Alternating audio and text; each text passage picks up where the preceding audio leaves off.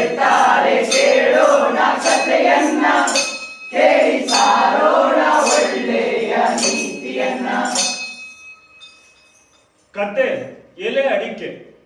ಇದು ವಿಯೆಟ್ನಾಂ ದೇಶದ ಕತೆ. ಹಿಂದೆ ದೊರೆ ವುಂಗ್ ಓಂಗ್ ರಾಜ್ಯವಾಳುತ್ತಿದ್ದಾಗ ಉತ್ತರ ವಿಯೆಟ್ನಾಮಿನ ಗುಡ್ಡಗಾಡಿನ ಒಂದು ಸಣ್ಣ ಹಳ್ಳಿಯಲ್ಲಿ ಕಾವೋ ಮನೆತನಕ್ಕೆ ಸೇರಿದ ಇಬ್ಬರು ಅಣ್ಣ ತಮ್ಮಂದಿರಿದ್ದರು. ಅದರಲ್ಲಿ ಹಿರಿಯವನ ಹೆಸರು ಕಾವೋ ತಾನ್, ಕಿರಿಯವನು ಕಾವೋ ಲಾಂಗ್. ಅವರಿಬ್ಬರು ನೋಡಲು ಅವಳಿ ಜವಳಿ ಅಂತಿದ್ದರು. ಜೊತೆಗೆ ಒಳ್ಳೆಯ ರೂಪ ಗುಣಗಳಿಂದ ಕೂಡಿದ್ದು ಕಷ್ಟಪಟ್ಟು ಕೆಲಸ ಮಾಡುತ್ತಿದ್ದರು. ಪಕ್ಕದ ಹಳ್ಳಿಯಲ್ಲಿ ಲೂ ಮನೆತನಕ್ಕೆ ಸೇರಿದ ಕ್ಸುವಾನ್ಪು ಎಂಬ ಹೆಸರಿನ ಹುಡುಗಿಯೊಬ್ಬಳಿದ್ದಳು. ಹಿರಿಯವನಾದ ಕಾವೋ ಲಾಂಗ್ ಅವಳನ್ನು ಗುಟ್ಟಾಗಿ ಪ್ರೀತಿಸತೊಡಗಿದ. ಅವಳಿಗೆ ಸುಮಾರು 16ರ ಪ್ರಾಯ. ಅವಳು ತುಂಬಾ ಚಲುವೆ ಆಗಿದ್ದುದೇ ಅಲ್ಲದೆ ಸಾಧು ಸ್ವಭಾವದವಳಾಗಿ ಒಳ್ಳೆಯ ಗುಣ ನಡೆತಗಳಿಂದ ಕೂಡಿದ್ದಳು. ಎಷ್ಟೋ ಜನ ಯುವಕರು ಅವಳ ಕೈ ಹಿಡಿಯ ಬಯಸಿದ್ದರು. ಆದರೆ ಅವಳು ಅವರಾರಿಗೂ ಗಮನ ಕೊಡದೆ ಗುಟ್ಟಾಗಿ ಕಾವೋ ಲಾಂಗ್ನಿಗೆ ಒಲಿದಿದ್ದಳು. ಒಂದು ದಿನ ಕಾವೋ ಲಾಂಗ್ ತನ್ನ ತಾಯಿಯ ಬಳಿ ಹೋಗಿ ಸಂಕೋಚದಿಂದಲೇ ಮದುವೆಗೆ ಒಪ್ಪಿಗೆ ಕೇಳಿದ. ಆದರೆ ತಾನು ಯಾರನ್ನು ಮದುವೆಯಾಗಲು ಬಯಸಿದ್ದೇನೆಂದು ಹೇಳಲಿಲ್ಲ. ಪದ್ಧತಿಯಂತೆ ಅಣ್ಣನ ಮದುವೆಯಾಗುವವರೆಗೂ ನೀನು ಕಾಯಬೇಕು ಎಂದು ತಾಯಿ ಹೇಳಿದಳು. ಕಾವೋ ಲಾಂಗ್ ಕರ್ತವ್ಯನಿಷ್ಠ ಮಗ, ತಾಯಿಗೆ ಎದುರಾಡಲಿಲ್ಲ. ಈ ನಡುವೆ ಅಣ್ಣ, ಅವನೂ ಸಹ ಒಳ್ಳೆಯವನೇ, ಮದುವೆಗೆ ಯೋಗ್ಯಳಾದ ಹುಡುಗಿಯನ್ನು ಹುಡುಕತೊಡಗಿದ. ಒಬ್ಬಳು ಹುಡುಗಿಯನ್ನು ಆರಿಸಿದ. ಅಣ್ಣ ಆರಿಸಿದ ಹುಡುಗಿ ಬೇರೆ ಯಾರೂ ಆಗಿರದೆ ಚಲುವೆ ಕ್ಸುವಾನ್ಪೂಳೇ ಆಗಿದ್ದಳು. ವಿಷಯ ತಿಳಿದಾಗ ಕಾವೋ ಲಾಂಗ್ನ ಎದೆ ದುಃಖದಿಂದ ತುಂಬಿತು. ಆದರೆ ಅಣ್ಣನ ಮೇಲೆ ತುಂಬಾ ಪ್ರೀತಿ ಇದ್ದುದರಿಂದ ಅವನು ಏನೂ ಹೇಳದೆ ಸುಮ್ಮನಿದ್ದು ಬಿಟ್ಟ. ಒಂದು ದಿನ ಕಾವೋ ತಾನ್ ತನ್ನ ತಾಯಿಯೊಡನೆ ಹೆಣ್ಣು ಕೇಳಲು ಕ್ಸುವಾನ್ಪೂಳ ಮನೆಗೆ ಬಂದ. ಕ್ಸುವಾನ್ಪು ಪ್ರೀತಿಸಿದ್ದು ಕಾವೋ ಲಾಂಗ್ನನ್ನು. ಆದರೆ ಅವಳು ಎಂದೂ ಅವನ ಜೊತೆ ಮಾತಾಡಿರಲಿಲ್ಲ. ಅಣ್ಣ ತಮ್ಮಂದಿರಿಬ್ಬರೂ ಒಂದೇ ತರನಾಗಿದ್ದುದರಿಂದ ಅವಳು ಕಾವೋ ತಾನ್ನನ್ನೇ ಕಾವೋ ಲಾಂಗ್ ಎಂದು ತಪ್ಪು ತಿಳಿದು ಅವನ ಕೈ ಹಿಡಿಯಲು ಒಪ್ಪಿಬಿಟ್ಟಳು. ಮದುವೆ ನಡೆದು ಹೋಯಿತು. ಕಾವೋ ಲಾಂಗ್ ದುಃಖ ತಾಳಿಕೊಂಡ. ಕ್ಸುವಾನ್ಪೂಳಿಗೆ ವಿಷಯ ತಿಳಿದಾಗ ಇದು ದೈವೇಚ್ಛೆ ಎಂದುಕೊಂಡು ಅದಕ್ಕೆ ಹೊಂದಿಕೊಂಡಳು. ಏನೇ ಇರಲಿ, ಅವಳ ಗಂಡನು ಕಾವೋ ಲಾಂಗ್ನಂತೆ ಚೆಲುವನು, ಒಳ್ಳೆಯ ಸ್ವಭಾವದವನು ಆಗಿದ್ದು ಕಷ್ಟಪಟ್ಟು ಕೆಲಸ ಮಾಡುತ್ತಿದ್ದ. ಕ್ಸುವಾನ್ಪು ಸ್ವಲ್ಪ ಸ್ವಲ್ಪವಾಗಿ ಅಡುಗೆ ಮಾಡುವುದು, ಚಹಾ ತಯಾರಿಸುವುದು, ಮನೆಯನ್ನು ಓರಣವಾಗಿಡುವುದು ಮುಂತಾದ ಸಂಸಾರ ಜವಾಬ್ದಾರಿಗಳನ್ನು ಅತ್ತೆಯಿಂದ ವಹಿಸಿಕೊಂಡಳು. ಪ್ರತಿನಿತ್ಯ ಅಣ್ಣ ತಮ್ಮಂದಿರಿಬ್ಬರು ಎಮ್ಮೆ ಹೊಡೆದುಕೊಂಡು ಹೊಲಕ್ಕೆ ಹೋಗುತ್ತಿದ್ದರು. ಸಂಜೆ ಅಣ್ಣ ತಾನ್ ನೇಗಿಲು ಕುಂಟೆಗಳನ್ನು ಹೊತ್ತು ಮುಂದೆ ಬರುತ್ತಿದ್ದ. ತಮ್ಮ ಲಾಂಗ್ ಅವನ ಹಿಂದೆ ಕೊಂಚ ನಿಧಾನವಾಗಿ ಎಮ್ಮೆ ನಡೆಸಿಕೊಂಡು ಬರುತ್ತಿದ್ದ. ರಾತ್ರಿ ಎಲ್ಲರೂ ಊಟಕ್ಕೆ ಕುಳಿತಾಗ ಅವರ ನಡುವೆ ಆತ್ಮೀಯವಾದ ಪ್ರೀತಿ ಸುಖದ ಭಾವನೆ ಇರುತ್ತಿತ್ತು. ಒಂದು ದಿನ ಸಂಜೆ ಕ್ಸುವಾನ್ಪು ರಾತ್ರಿಯ ಅಡುಗೆ ಮುಗಿಸಿ ತನ್ನ ಗಂಡನನ್ನು ಎದುರುಗೊಳ್ಳಲು ಮನೆಯ ಬಾಗಿಲಿಗೆ ಬಂದಳು. ಅವತ್ತು ತಮ್ಮ ಲಾಂಗ್ ನೇಗಿಲು ಕುಂಟೆಗಳನ್ನು ಹೊತ್ತು ಮುಂದೆ ಬರುತ್ತಿದ್ದ. ಅಣ್ಣ ತಾನವನ ಹಿಂದೆ ನಿಧಾನವಾಗಿ ಎಮ್ಮೆ ನಡೆಸಿಕೊಂಡು ಬರುತ್ತಿದ್ದ. ದೂರದಿಂದ ಕ್ಸುವಾನ್ಪು ಕಾವೋ ಲಾಂಗ್ನನ್ನೇ ತನ್ನ ಗಂಡ ಎಂದುಕೊಂಡು ಓಡಿ ಬಂದು ಆತನ ಕೈ ಹಿಡಿದುಕೊಂಡಳು. ಆಕೆ ತನ್ನನ್ನು ಗಂಡ ಎಂದು ತಪ್ಪು ತಿಳಿದುಕೊಂಡಳೆಂದು ಲಾಂಗ್ನಿಗೆ ಗೊತ್ತಾಯಿತು. ಅವನು ಅತ್ತಿಗೆ ಎಂದು ಕರೆದ. ತಾನು ಮುಟ್ಟಿದ್ದು ಗಂಡನಲ್ಲ ಎಂದು ಅರಿವಾದಾಗ ಕ್ಸುವಾನ್ಪೂಳಿಗೆ ಗಾಬರಿ ಆಯಿತು. ದುರಾದೃಷ್ಟಕ್ಕೆ ಕಾವೋ ತಾನು ನಡೆದುದನ್ನು ನೋಡಿ ಬಿಟ್ಟಿದ್ದ. ಅವನು ನೊಂದುಕೊಂಡು ಹೆಂಡತಿಯನ್ನು ಮಾತು ಸಹ ಆಡಿಸದೆ ಮನೆಯೊಳಕ್ಕೆ ಹೋದ. ಅವತ್ತಿನಿಂದ ಮನೆಯಲ್ಲಿ ಮೊದಲಿನ ಸುಖ ಮಾಯವಾಯಿತು. ಕಾವೋ ಲಾಂಗ್ ತಪ್ಪು ತನ್ನದೇ ಎಂದುಕೊಂಡ. ಸಂಸಾರದ ಒಳ್ಳೆಯದಕ್ಕೆ ತಾನು ಮನೆ ಬಿಟ್ಟು ಹೋಗುವುದೇ ಸರಿ ಎಂದು ನಿಶ್ಚಯಿಸಿ ಹೊರಟೇ ಬಿಟ್ಟ. ಅವನು ಎಲ್ಲಿ ಹೋದನೆಂದು ಯಾರೂ ಕಾಣರು. ಸ್ವತಃ ಅವನಿಗೇ ತಾನು ಎಲ್ಲಿ ಹೋಗುತ್ತಿದ್ದೇನೆಂದು ತಿಳಿಯದು. ಬೇಸಿಗೆ ಕಳೆದು ಶರತ್ಕಾಲ ಬಂತು, ಚಳಿಗಾಲ ಬಂತು, ಮತ್ತೆ ವಸಂತವೂ ಬಂತು. ಅವನಿನ್ನೂ ಗುಡ್ಡಗಾಡುಗಳಲ್ಲಿ ಓಡಾಡುತ್ತಾ ಹೊಳೆ ತೊರೆಗಳ ಊರನ್ನು ದಾಟುತ್ತಾ ಹಳ್ಳಿಯಿಂದ ಹಳ್ಳಿಗೆ ಅಲೆಯುತ್ತಿದ್ದ. ಒಂದು ದಿನ ಸಂಜೆ ಅವನು ದಣಿವು ತಾಳಲಾರದೆ ಒಂದು ಹೊಳೆಯ ದಂಡೆಯ ಮೇಲೆ ಕುಸಿದು ಬಿದ್ದು ಸತ್ತ. ಅವನ ನಿಜವಾದ ಪ್ರೀತಿ ಸ್ವಾರ್ಥ ತ್ಯಾಗಗಳಿಂದಾಗಿ ಅವನ ದೇಹ ಒಂದು ಅಪ್ಪಟ ಬಿಳಿಯ ಸುಣ್ಣದ ಬಂಡೆಯಾಗಿ ಬದಲಾಯಿತು. ಅದರ ಬದಿಯಲ್ಲಿ ನದಿ ಅವನ ದುರ್ಗತಿಗೆ ಮರುಗುತ್ತಾ ಹರಿಯುತ್ತಿತ್ತು. ಆ ಕಡೆಯಲ್ಲಿ ತಮ್ಮ ಹಿಂದಿರುಗಿ ಬರಲಿಲ್ಲವಲ್ಲ ಎಂದು ಕಾವೋ ತಾನು ಕೊರಗತೊಡಗಿದ. ತಮ್ಮನನ್ನು ಹಾಗೆಯೇ ಹೋಗಲು ಬಿಟ್ಟಿದ್ದಕ್ಕೆ ಪಶ್ಚಾತ್ತಾಪ ಪಡುತ್ತಾ ಅವನನ್ನು ಹುಡುಕಿಕೊಂಡು ಹೊರಟ. ಕಣ್ಮರೆಯಾದ ತಮ್ಮನ ಕುರುಹು ಎಲ್ಲಾದರೂ ಸಿಕ್ಕೀತೆ ಎಂದು ಕಾಡು ಮೇಡು ಬೆಟ್ಟ ಗುಡ್ಡಗಳನ್ನೆಲ್ಲ ಅಲೆದಾಡಿದ. ಕೊನೆಗೆ ಆ ನದಿಯ ದಂಡೆಯ ಮೇಲಿದ್ದ ಬಿಳಿಯ ಸುಣ್ಣದ ಬಂಡೆಯ ಹತ್ತಿರ ಬಂದು ಅಲ್ಲೇ ಕುಸಿದು ಬಿದ್ದು ಸತ್ತ. ತನ್ನ ನಿಷ್ಠೆಯಿಂದಾಗಿ ಅವನೊಂದು ಎತ್ತರದ ಅಡಿಕೆಯ ಮರವಾದ. ಗಂಡ ಮನೆ ಬಿಟ್ಟು ಹೋದ ಮೇಲೆ ಸುವಾನ್ಪು ಆಸೆಯಿಂದ ಅವನು ಹಿಂದಿರುಗಿ ಬರುವುದನ್ನೇ ಕಾಯುತ್ತಾ ಕುಳಿತಳು. ಗಂಡ ಮೈದನರ ಸುದ್ದಿ ತಿಳಿಯದೆ 2 ವರ್ಷ ಕಳೆದವು. ಕೊನೆಗೆ ನಿರಾಶರಾಗಿ ಒಂದು ದಿನ ಬೆಳಗಿನಲ್ಲಿ ಅತ್ತೆಯ ಅಪ್ಪಣೆ ಪಡೆದು ಅವಳೂ ಹೊರಟಳು. ಮಳೆ ಬಿಸಿಲೆನ್ನದೆ ತುಂಬಾ ದೂರ ದಾರಿ ನಡೆದಳು. ದೈವ ಅವಳನ್ನು ಆ ಸುಣ್ಣದ ಬಂಡೆಯ ಬಳಿ ಬೆಳೆದಿದ್ದ ಅಡಿಕೆ ಮರದ ಬಳಿಗೆ ಕರೆತಂದಿತು. ಅಲ್ಲಿಗೆ ಬರುತ್ತಲೇ ಅವಳು ಅಲ್ಲೇ ಕುಸಿದು ಬಿದ್ದು ಸತ್ತಳು. ಸುವಾನ್ಪು ವೀಳದೆಲೆಯ ಬಳ್ಳಿಯಾಗಿ ಅಡಿಕೆ ಮರದ ಕಾಂಡಕ್ಕೆ ಹಬ್ಬಿಕೊಂಡು ಬೆಳೆದಳು. ಹೀಗೆ ಅವಳು ಗಂಡನನ್ನ ಮತ್ತೊಮ್ಮೆ ಕೂಡಿಕೊಂಡಳು.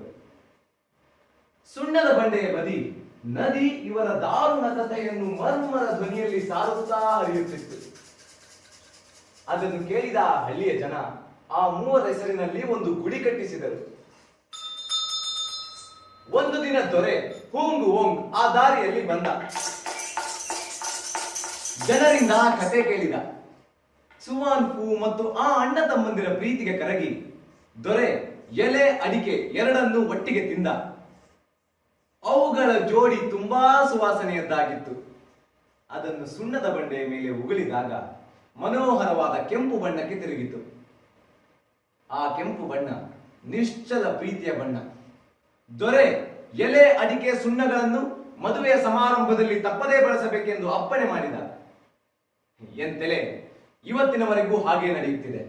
ಜನ ಅಡಿಕೆ ಕತ್ತರಿಸಿ ಕೊಂಚ ಸುಣ್ಣದೊಂದಿಗೆ ಬೆರೆಸಿ ವೀಳದೆಲೆಯಲ್ಲಿ ಸುತ್ತಿ ತಿನ್ನುತ್ತಾರೆ. ನಡೆ ಹೇಳ್ತಾರೆ ಕೇಳೋಣ ಕಥೆಯನ್ನ, ಕೇಳಿ ಸಾರೋಣ ಒಳ್ಳೆಯ ನೀತಿಯನ್ನ.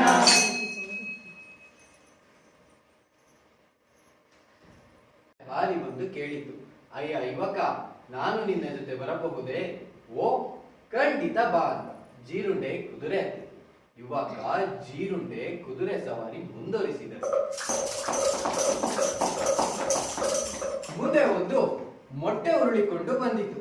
ಅಯ್ಯ ಯುವಕ, ನಾನು ನಿನ್ನ ಜೊತೆ ಬರಬಹುದೇ? ಓ ಖಂಡಿತ ಬಾ ಅಂತ ಮೊಟ್ಟೆ ಕುದುರೆ ಹತ್ತಿತು. ಯುವಕ ಜೀರುಂಡೆ ಮೊಟ್ಟೆ ಕುದುರೆ ಸವಾರಿ ಮುಂದುವರಿಸಿದರು. ಮುಂದೆ ಒಂದು ನಳ್ಳಿ ಅಡ್ಡಗಾಲು ಹಾಕುತ್ತಾ ಬರುತ್ತಿತ್ತು. ಓ ಖಂಡಿತ ಬಾ ಅಂತ ನಳ್ಳಿ ಕುದುರೆ ಹತ್ತಿತು. ಯುವಕ ಜೀರುಂಡೆ ಮೊಟ್ಟೆ ನಳ್ಳಿ ಕುದುರೆ ಪ್ರಯಾಣ ಮುಂದುವರಿಸಿದರು. ಮುಂದೆ ಒಂದು ಅನ್ನದ ಸೌಟು ಎದುರಾಯಿತು. ಅಯ್ಯ ಯುವಕ, ನಾನು ನಿನ್ನ ಜೊತೆ ಬರಬಹುದೇ? ಓ ಖಂಡಿತ ಬಾ ಅಂತ ಅನ್ನದ ಸೌಟು ಕುದುರೆ ಹತ್ತಿತು. ಯುವಕ ಜೀರುಂಡೆ ಮೊಟ್ಟೆ ನಳ್ಳಿ ಅನ್ನದ ಸೌಟು ಕುದುರೆ ಪ್ರಯಾಣ ಮುಂದುವರಿಸಿದರು. ಮುಂದೆ ಒಂದು ದಬ್ಬಳ ಕುಪ್ಪಳಿಸುತ್ತಾ ಬರುತ್ತಿತ್ತು. ಅಯ್ಯ ಯುವಕ, ನಾನು ನಿನ್ನ ಜೊತೆ ಬರಬಹುದೇ? ಓ ಖಂಡಿತ ಬಾ ಅಂತ ದಬ್ಬಳ ಕುದುರೆ ಹತ್ತಿತು. ಯುವಕ ಜೀರುಂಡೆ ಮೊಟ್ಟೆ ನಳ್ಳಿ ಅನ್ನದ ಸೌಟು ಮತ್ತು ದಬ್ಬಳ ಕುದುರೆ ಪ್ರಯಾಣ ಮುಂದುವರಿಸಿದರು. ಮುಂದೆ ಒಂದು ವರಳು ಉರುಳುತ್ತಾ ಬರುತ್ತಿತ್ತು. ಅಯ್ಯ ಯುವಕ, ನಾನು ನಿನ್ನ ಜೊತೆ ಬರಬಹುದೇ? ಓ ಖಂಡಿತ ಬಾ ಅಂತ ವರಳು ಕುದುರೆ ಹತ್ತಿತು. ಯುವಕ ಜೀರುಂಡೆ ಮೊಟ್ಟೆ ನಳ್ಳಿ ಅನ್ನದ ಸೌಟು ದಬ್ಬಳ ಮತ್ತು ವರಳು ಕುದುರೆ ಪ್ರಯಾಣ ಮುಂದುವರಿಸಿದರು. ಮುಂದೆ ಒಂದು ಹುಲ್ಲಿನ ಚಾಪೆ ಎದುರಾಯಿತು. ಅಯ್ಯ ಯುವಕ, ನಾನು ನಿನ್ನ ಜೊತೆ ಬರಬಹುದೇ? ಓ ಖಂಡಿತ ಬಾ ಅಂತ. ಹುಲ್ಲಿನ ಚಾಪೆ ಕುದುರೆ ಹತ್ತಿತು. ಯಾರ್ಯಾರು ಬರ್ತಾರೆ?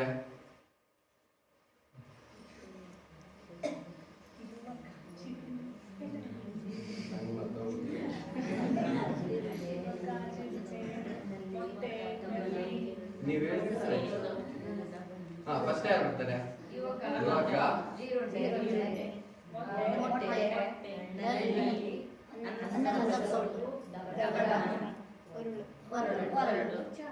ಹುಲ್ಲಿನ ಚಾಪೆ ಕುದುರೆ ಪ್ರಯಾಣ ಮುಂದುವರಿಸಿದರು. ಮುಂದೆ ಒಂದು ಗೋಣಿ ಚೀಲ ಗತ್ತಿನಿಂದ ಬರ್ತಿತ್ತು. ಅಯ್ಯ ಯುವಕ, ನಾನು ನಿನ್ನ ಜೊತೆ ಬರಬಹುದೇ? ಓ ಖಂಡಿತ ಬಾ ಅಂತ. ಗೋಣಿಯ ಚೀಲ ಕುದುರೆ ಹತ್ತಿತ್ತು. ಸಂಜೆ ಅಷ್ಟರಲ್ಲಿ ಅವರೆಲ್ಲರೂ ಬೆಟ್ಟದ ಮೇಲಿದ್ದ ಒಂದು ಮನೆ ತಲುಪಿದರು. ಯುವಕ ಬಾಗಿಲು ತಟ್ಟಿದ. ಒಳಗಿಂದ ಯಾವುದೇ ಉತ್ತರ ಬರಲಿಲ್ಲ. ಯುವಕ ನೇರವಾಗಿ ಮನೆಯೊಳಗೆ ಹೋದ. ಒಂದು ಹುಡುಗಿ ಬಿಕ್ಕಿ ಬಿಕ್ಕಿ ಅಳುತ್ತಾ ಕೂತಿದ್ದಳು. ಏಯ್, ಏನಾಯ್ತು? ಯಾಕೆ ಅಳುತ್ತಿದ್ದಿ ಎಂದು ಯುವಕ ಕೇಳಿದ. ಮನೆಯ ಹಿಂದಗಡೆ ಬೆಟ್ಟದಲ್ಲಿ ಒಂದು ಹುಲಿ ವಾಸವಾಗಿದೆ. ಅದು ಪ್ರತಿದಿನ ರಾತ್ರಿ ಬೇಟೆಯಾಡಲು ಬರುತ್ತದೆ. ಈಗಾಗಲೇ ಅದು ನಮ್ಮ ಅಪ್ಪ, ಅಮ್ಮ, ಅಣ್ಣ, ಅಕ್ಕಂದಿರನ್ನೆಲ್ಲ ತಿಂದು ಹಾಕಿದೆ. ಇವತ್ತು ನನ್ನ ಸರದಿ, ಅದಕ್ಕೆ ಅಳುತ್ತಿದ್ದೀನಿ ಎಂದು ಹುಡುಗಿ ಹೇಳಿದಳು. ಅಯ್ಯೋ ಪಾಪ, ನೀನಿನ್ನೇನು ಹೆದರಬೇಕಾಗಿಲ್ಲ. ನಾನು ನನ್ನ ಸ್ನೇಹಿತರು ಸಹಾಯ ಮಾಡುತ್ತೀವಿ ಎಂದ ಯುವಕ.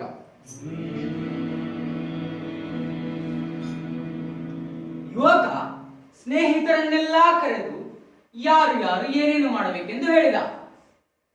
ಜೀರುಂಡೆ ಕೋಣೆಯ ಮೂಲೆಯಲ್ಲಿ ಕಾದಿದ್ದು ಹುಲಿ ಬಂದೊಡನೆಯ ಮೊಮ್ಮತ್ತಿಯನ್ನು ಆರಿಸಬೇಕು.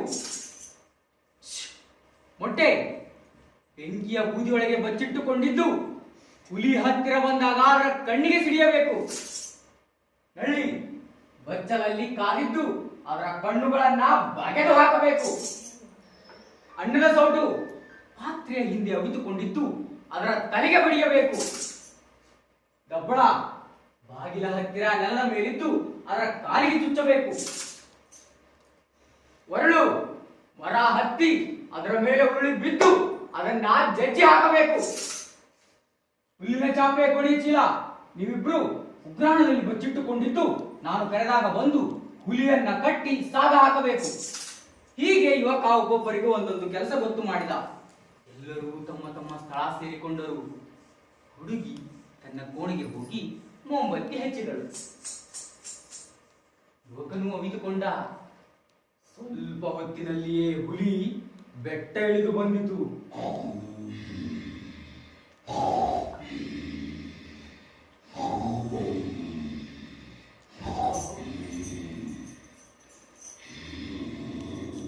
ಅದು ಮನೆಯೊಳಗೆ ಕಾಲಿಟ್ಟ ಕೂಡಲೇ ಜೀರುಂಡೆ ರೆಕ್ಕೆ ಬಡಿದು ಮೊಂಬತ್ತಿಯನ್ನು ಆರಿಸಿತು. ಆಗ ಹುಲಿ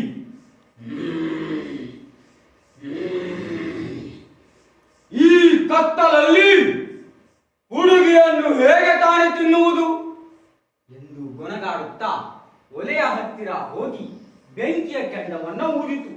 ಉಫ್ ಉಫ್. ಆಗ ಮೊಟ್ಟೆ ಸಿಡಿಯಿತು. ಅದರ ಸಿಡಿತಕ್ಕೆ ಬಿಸಿ ಬೂದಿ ಹಾರಿ ಹುಲಿಯ ಕಣ್ಣಿನಲ್ಲಿ ತುಂಬಿಕೊಂಡಿತು.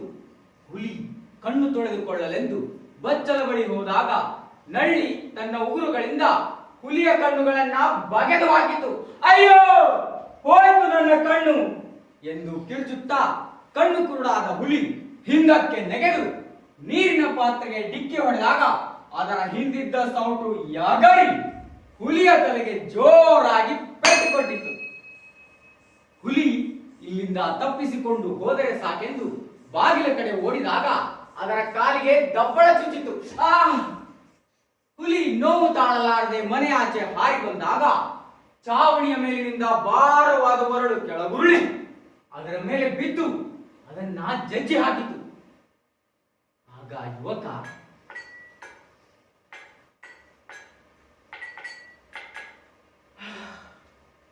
ತಾನು ತಾನು ಒಡಗಿದ್ದ ಸ್ಥಳದಿಂದ ಹೊರಬಂದು ಚಾಪೆ ಚೀಲಗಳನ್ನ ಕೂಗಿ ಕರೆದ. ಓ ಓ! ಚಾಪೆ ಹುಲಿಯ ಹೆಣವನ್ನ ಸುತ್ತಿ ಕಟ್ಟಿತು. ಚೀಲ ಅದನ್ನ ತುಂಬಿಕೊಂಡು ಹೊಳೆಗೆ ಎತ್ತಿಕೊಂಡು ಹೋಗಿ ನೀರಿಗೆ ತೆಗೆಯಿತು. ಹುಲಿಯ ಕತೆ ಮುಗಿಯಿತು. ಹುಡುಗಿ ಯುವಕನ ಉಪಕಾರಕ್ಕೆ ವಂದಿಸಿ ಅಲ್ಲೇ ಉಳಿಯುವಂತೆ ಕೇಳಿಕೊಂಡಳು. ಮುಂದೆ ಅವರಿಬ್ಬರು ಮದುವೆಯೂ ಆದರು. ಅದಾದ ನಂತರ ಹುಡುಗಿ ಯುವಕನ ಪ್ರಯಾಣದ ಜೊತೆಗಾರರೆಲ್ಲರೂ ಒಟ್ಟಾಗಿ ಕೊನೆಯವರೆಗೂ ಸುಖದಿಂದ ಬಾಳಿದರು. ನಡೆ ಹೇಳ್ತಾರೆ ಕೇಳೋಣ ಕಥೆಯನ್ನ, ಕೇಳಿ ಸಾರೋಣ ಒಳ್ಳೆಯ ನೀತಿಯನ್ನ. ಕಥೆಯ ಹೆಸರು ಚಿತ್ರದ ಹೆಂಡತಿ. ಇದು ಜಪಾನ್ ದೇಶದ್ದು. ಒಂದಾನೊಂದ್ ಕಾಲದಲ್ಲಿ ಗೋಂಬೆ ಎಂಬ ಒಬ್ಬ ಮನುಷ್ಯನಿದ್ದ. ಅವನು ಬಡವ, ಜೊತೆಗೆ ಅವನ ಬುದ್ಧಿಯೂ ಮಂದವಾಗಿತ್ತು. ಅವನು ಸರಳ ಸ್ವಭಾವನಾದ್ದರಿಂದ ಅವನನ್ನು ಯಾರೂ ಮದುವೆಯಾಗಲು ಒಪ್ಪುತ್ತಿರಲಿಲ್ಲ. ಒಂದು ದಿನ ಸಂಜೆ ಪ್ರಾಯದ ಹೆಂಗಸೊಬ್ಬಳು ಅವನ ಮನೆ ಬಾಗಿಲಿಗೆ ಬಂದು, ಇಂದು ನಿಮ್ಮ ಮನೆಯಲ್ಲಿ ಉಳಿಯಬಹುದೇ ಎಂದು ಕೇಳಿದಳು. ಗೋಂಬೆ ಅಯ್ಯೋಯ್ಯೋ ಬನ್ನಿ ಬನ್ನಿ. ರಾತ್ರಿ ಊಟವಾದ ಮೇಲೆ ಆ ಹೆಂಗಸು, ನೀನು ಇಲ್ಲಿ ಒಂಟಿಯಾಗಿರುವಂತೆ ಕಾಣುತ್ತೆ. ನಾನು ಒಬ್ಬಂಟಿಗಳೇ, ನನ್ನನ್ನು ಮದುವೆಯಾಗುತ್ತೀಯಾ ಎಂದು ಕೇಳಿದಳು. ಗೋಂಬೆ ತನ್ನ ಅದೃಷ್ಟವನ್ನು ತಾನೇ ನಂಬಲಾಗಲಿಲ್ಲ. ಅವರಿಬ್ಬರು ಮದುವೆ ಆದರು. ಗೋಂಬೆಗೆ ಮದುವೆ ಆದ ಮೇಲೆ ತುಂಬಾ ಸುಖ ಸಿಕ್ಕಿತು. ಆದರೆ ಕೆಲಸ ಮಾಡೋದು ಅಷ್ಟೇ ಕಷ್ಟವಾಗಿತ್ತು. ಅವನ ಗಮನ ಕೆಲಸದ ಬದಲು ಹೆಂಡತಿಯ ಮೇಲೆ ಇರುತ್ತಿತ್ತು. ಅವನು ಕೂತು ಹುಲ್ಲಿನಿಂದ ಜೋಡು ಹೆಣಿಯಲು ತೊಡಗಿದರೆ ಅವನಿಗೆ ಅರಿವಿಲ್ಲದೆ 5-6 ಅಡಿ ಉದ್ದವಾಗಿ ಬಿಡುತ್ತಿತ್ತು. ಕೂತು ಮಳೆಯಂಗಿ ಮಾಡಲು ತೊಡಗಿದರೆ ಅವನಿಗೆ ಗೊತ್ತಾಗದಂತೆಯೇ 10-20 ಅಡಿ ಉದ್ದವಾಗಿ ಬಿಡುತ್ತಿತ್ತು. ಅವನು ಮಾಡಿದ ಜೋಡು ಮಳೆಯಂಗಿಗಳನ್ನು ಯಾರು ತೊಡಲಾಗುತ್ತಿರಲಿಲ್ಲ. ಹೊಲಕ್ಕೆ ಕೆಲಸಕ್ಕೆ ಹೋದರೆ 10 ನಿಮಿಷಕ್ಕೂ ಇದು ಯಾರಿನ ಚಿನ್ನ, ಇದು ಯಾರಿನ ಚಿನ್ನ, ಇದು ಯಾರಿನ ಚಿನ್ನ ಎಂದು ಮನೆಗೆ ಬಂದು ಬಿಡುತ್ತಿದ್ದ. ಇದು ಹೀಗಾದರೆ ನಡೆಯೋಲ್ಲ ಎಂದು ಪಟ್ಟಣಕ್ಕೆ ಹೋಗಿ ಒಬ್ಬ ಚಿತ್ರಾಕಾರದಿಂದ ತನ್ನ ಚಿತ್ರವೊಂದನ್ನು ಬರೆಸಿ ತಂದಳು. ಇದೋ ನನ್ನ ಚಿತ್ರ, ಇದನ್ನು ಹತ್ತಿರದ ಉಪ್ಪು ನೀರಿನ ಗಿಡಕ್ಕೆ ತೂಗಿ ಹಾಕು. ನನ್ನ ನೆನಪು ಬಂದಾಗಲೆಲ್ಲ ಅದನ್ನ ನೋಡುತ್ತಾ ಇದ್ದರೆ ನಾನಿಲ್ಲ ಅನ್ನೋ ಭಾವನೆ ಅಷ್ಟಾಗಿ ಇರಲ್ಲ ಎಂದು ಹೇಳಿದಳು. ಗೋಂಬೆ ಅವಳು ಹೇಳಿದಂತೆ ಮಾಡಿದ. ಒಂದು ದಿನ ಇದ್ದಕ್ಕಿದ್ದಂತೆ ಜೋರಾಗಿ ಗಾಳಿ ಬೀಸಿತು. ಗಾಳಿಯಲ್ಲಿ ಚಿತ್ರ ಹಾರಿ ಹೋಯಿತು. ಅದನ್ನು ಹಿಡಿಯಲು ಗೋಂಬೆ ತುಂಬಾ ಪ್ರಯತ್ನಿಸಿದ.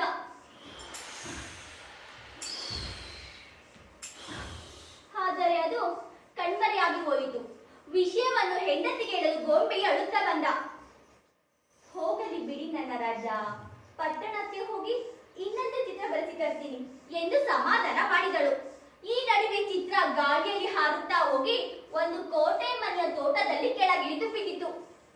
ಆ ಕೋಟೆ ಮನೆಯ ದೊರೆಗೆ ಚಿತ್ರದಲ್ಲಿರುವ ಹೆಂಗಸಿನ ಮೇಲೆ ಪ್ರೀತಿ ಉಂಟಾಯಿತು. ದೊರೆ ಯೋಚಿಸಿದ, ಈ ಚಿತ್ರ ಇದ್ದ ಮೇಲೆ ಇಂತಹ ವ್ಯಕ್ತಿಯು ಇರಲೇಬೇಕು ಎಂದು ಯೋಚಿಸಿ ಅವಳನ್ನು ಹುಡುಕಿ ತರಲು ಆಳುಗಳಿಗೆ ಹೇಳಿದ. ಆಳುಗಳು ಚಿತ್ರ ಹಿಡಿದು ಹಳ್ಳಿಯಿಂದ ಅಲ್ಲಿಗೆ ಹೋಗಿ, ಈ ವ್ಯಕ್ತಿಯನ್ನು ಬಲ್ಲಿರಾ, ಈ ವ್ಯಕ್ತಿಯನ್ನು ಬಲ್ಲಿರಾ, ಈ ವ್ಯಕ್ತಿಯನ್ನು ಬಲ್ಲಿರಾ ಎಂದು ಕೇಳುತ್ತಾ ಗೋಂಬೆ ಇದ್ದ ಹಳ್ಳಿಗೆ ಬಂದು ಈ ವ್ಯಕ್ತಿಯನ್ನು ಬಲ್ಲಿರಾ ಎಂದು ಕೇಳಿದರು. ಹೌದು, ಇದು ಗೋಂಬೆಯ ಹೆಂಡತಿ ಎಂದು ಆ ಊರಿನ ಒಬ್ಬ ವ್ಯಕ್ತಿ ಹೇಳಿದರು. ಗೋಂಬೆಯ ಗುಡಿಸಲಿಗೆ ಹೋದಾಗ ಯಾವ ಅನುಮಾನವಿಲ್ಲದೆ ತತ್ವ ಚಿತ್ರದಂತೆ ಇದ್ದಾಳೆ ಎಂದು ಯೋಚಿಸಿ ಅವಳನ್ನು ಕೋಟೆ ಮಂದಿ ಕರೆದುಕೊಂಡು ಹೋಗಲು ಪ್ರಯತ್ನಿಸಿದರು. ನಿಮ್ಮ ತಮ್ಮಯ್ಯ, ಅವಳನ್ನು ಕರೆದುಕೊಂಡು ಹೋಗಬೇಡಿ, ನಿಮ್ಮ ತಮ್ಮಯ್ಯ ಎಂದು ಗೋಂಬೆ ಗೋಗರೆದ. ಆದರೆ ಅವನ ಕಣ್ಣೀರೆಲ್ಲ ವ್ಯರ್ಥವಾಗಿ ಹೋಯಿತು. ಅಳಬೇಡ ಗೋಂಬೆ, ಈಗ ನಾವೇನು ಮಾಡಕ್ಕಾಗಲ್ಲ. ಇಲ್ಲಿ ಕಿವಿ ಕೊಟ್ಟು ಕೇಳು. ಹೊಸ ವರ್ಷದ ಇಂದಿನ ದಿವಸ ಹೆಬ್ಬಾಗಿಲ ಅಲಂಕಾರಕ್ಕೆ ಪೀತದಾರು ಕೊಂಬೆ ಎನ್ನುತ್ತಾ ನಾವು ಅವಾಗ ಭೇಟಿ ಆಗ್ಬೋದು ಎಂದು ಹೇಳಿದಳು. ಅವಳು ಮಾತು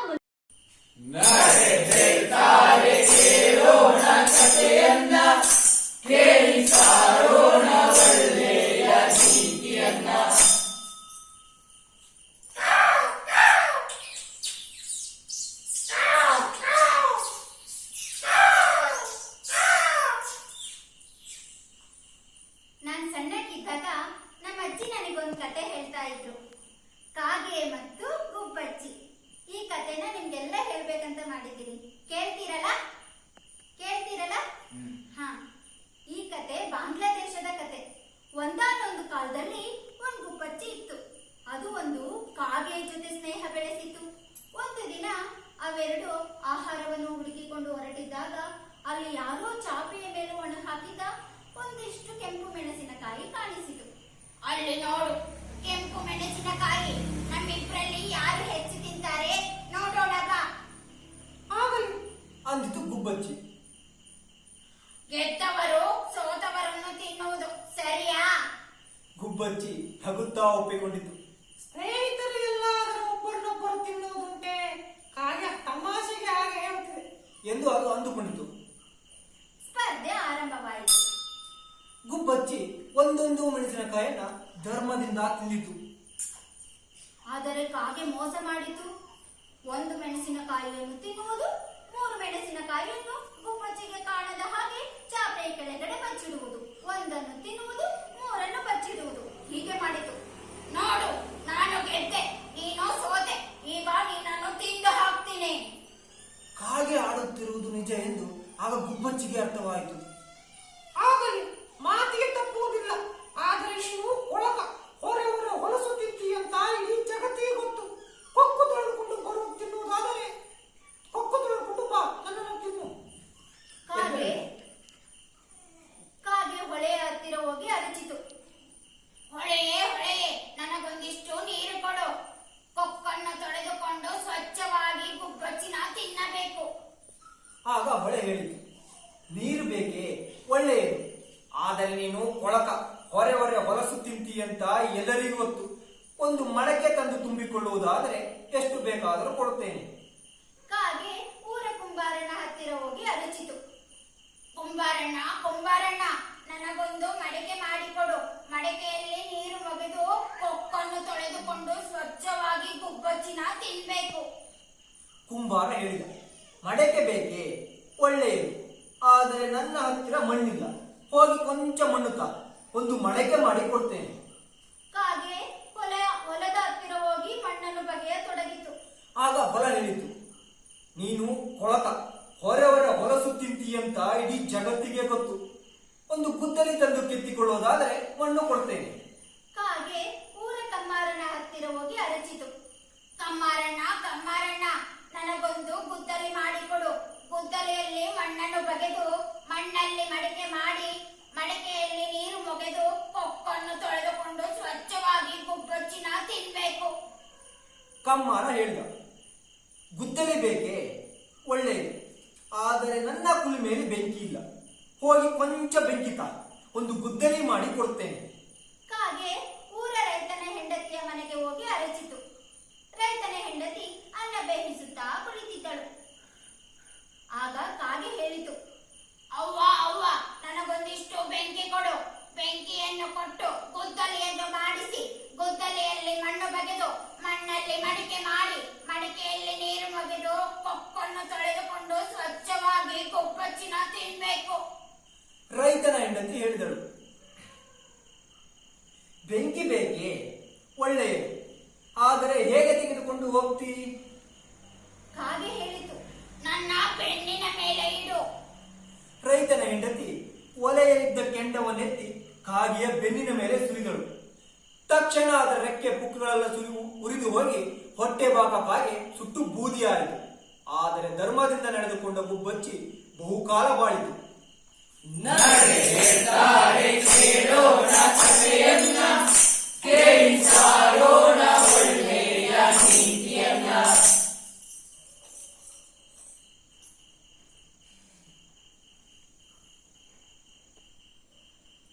ಕತೆ ಯುವಕ ಮತ್ತು ಹುಲಿ, ಕೊರಿಯಾ ದೇಶದ್ದು. ಹಿಂದೆ, ಬಹಳ ಹಿಂದೆ, ಒಳ್ಳೆಯ ಮನೆತನಕ್ಕೆ ಸೇರಿದ ಒಬ್ಬ ಯುವಕ ಕುದುರೆ ಹತ್ತಿ ಪ್ರಯಾಣ ಹೊರಟ. ಕೊಂಚ ದೂರ ಹೋಗುವಷ್ಟರಲ್ಲಿ ಒಂದು ಜೀರುಂಡೆ ಅವನ ಕಡೆ ಹಾರಿ ಬಂದು ಕೇಳಿತು, ಅಯ್ಯ ಯುವಕ, ನಾನು ನಿನ್ನ ಜೊತೆ ಬರಬಹುದೇ? ಓ, ಖಂಡಿತ ಬಾ ಅಂದ. ಜೀರುಂಡೆ ಕುದುರೆ ಹತ್ತಿತು. ಯುವಕ ಜೀರುಂಡೆ ಕುದುರೆ ಸವಾರಿ ಮುಂದುವರಿಸಿದರು. ಮುಂದೆ ಒಂದು ಮೊಟ್ಟೆ ಉರುಳಿಕೊಂಡು ಬಂದಿತು. ಅಯ್ಯ ಯುವಕ, ನಾನು ನಿನ್ನ ಜೊತೆ ಬರಬಹುದೇ? ಓ ಖಂಡಿತ ಬಾ ಅಂದ. ಮೊಟ್ಟೆ ಕುದುರೆ ಹತ್ತಿತು. ಯುವಕ ಜೀರುಂಡೆ ಮೊಟ್ಟೆ ಕುದುರೆ ಪ್ರಯಾಣ ಮುಂದುವರಿಸಿದರು. ಮುಂದೆ ಒಂದು ನಳ್ಳಿ ಅಡ್ಡಗಾಲು ಹಾಕುತ್ತಾ ಬರುತ್ತಿತ್ತು. ಅಯ್ಯ ಯುವಕ, ನಾನು ನಿನ್ನ ಜೊತೆ ಬರಬಹುದೇ? ಓ ಖಂಡಿತ ಬಾ ಅಂದ. ನಳ್ಳಿ ಕುದುರೆ ಹತ್ತಿತು. ಯುವಕ ಜೀರುಂಡೆ ಮೊಟ್ಟೆ ನಳ್ಳಿ ಕುದುರೆ ಪ್ರಯಾಣ ಮುಂದುವರಿಸಿದರು. ಮುಂದೆ ಒಂದು ಅನ್ನದ ಸೊಟ್ಟು ಎದುರಾಯಿತು. ಅಯ್ಯ ಯುವಕ, ನಾನು ನಿನ್ನ ಜೊತೆ ಬರಬಹುದೇ? ಓ ಖಂಡಿತ ಬಾ ಅಂದ. ಅನ್ನದ ಸೊಟ್ಟು ಕುದುರೆ ಹತ್ತಿತು. ಯುವಕ ಜೀರುಂಡೆ ಮೊಟ್ಟೆ ನಳ್ಳಿ ಅನ್ನದ ಸೊಟ್ಟು ಕುದುರೆ ಪ್ರಯಾಣ ಮುಂದುವರಿಸಿದರು. ಮುಂದೆ ಒಂದು ದಬ್ಬಳ ಕುಪ್ಪಳಿಸುತ್ತಾ ಬರುತ್ತಿತ್ತು. ಅಯ್ಯ ಯುವಕ, ನಾನು ನಿನ್ನ ಜೊತೆ ಬರಬಹುದೇ? ಓ ಖಂಡಿತ ಬಾ ಅಂದ. ದಬ್ಬಳ ಕುದುರೆ ಹತ್ತಿತು.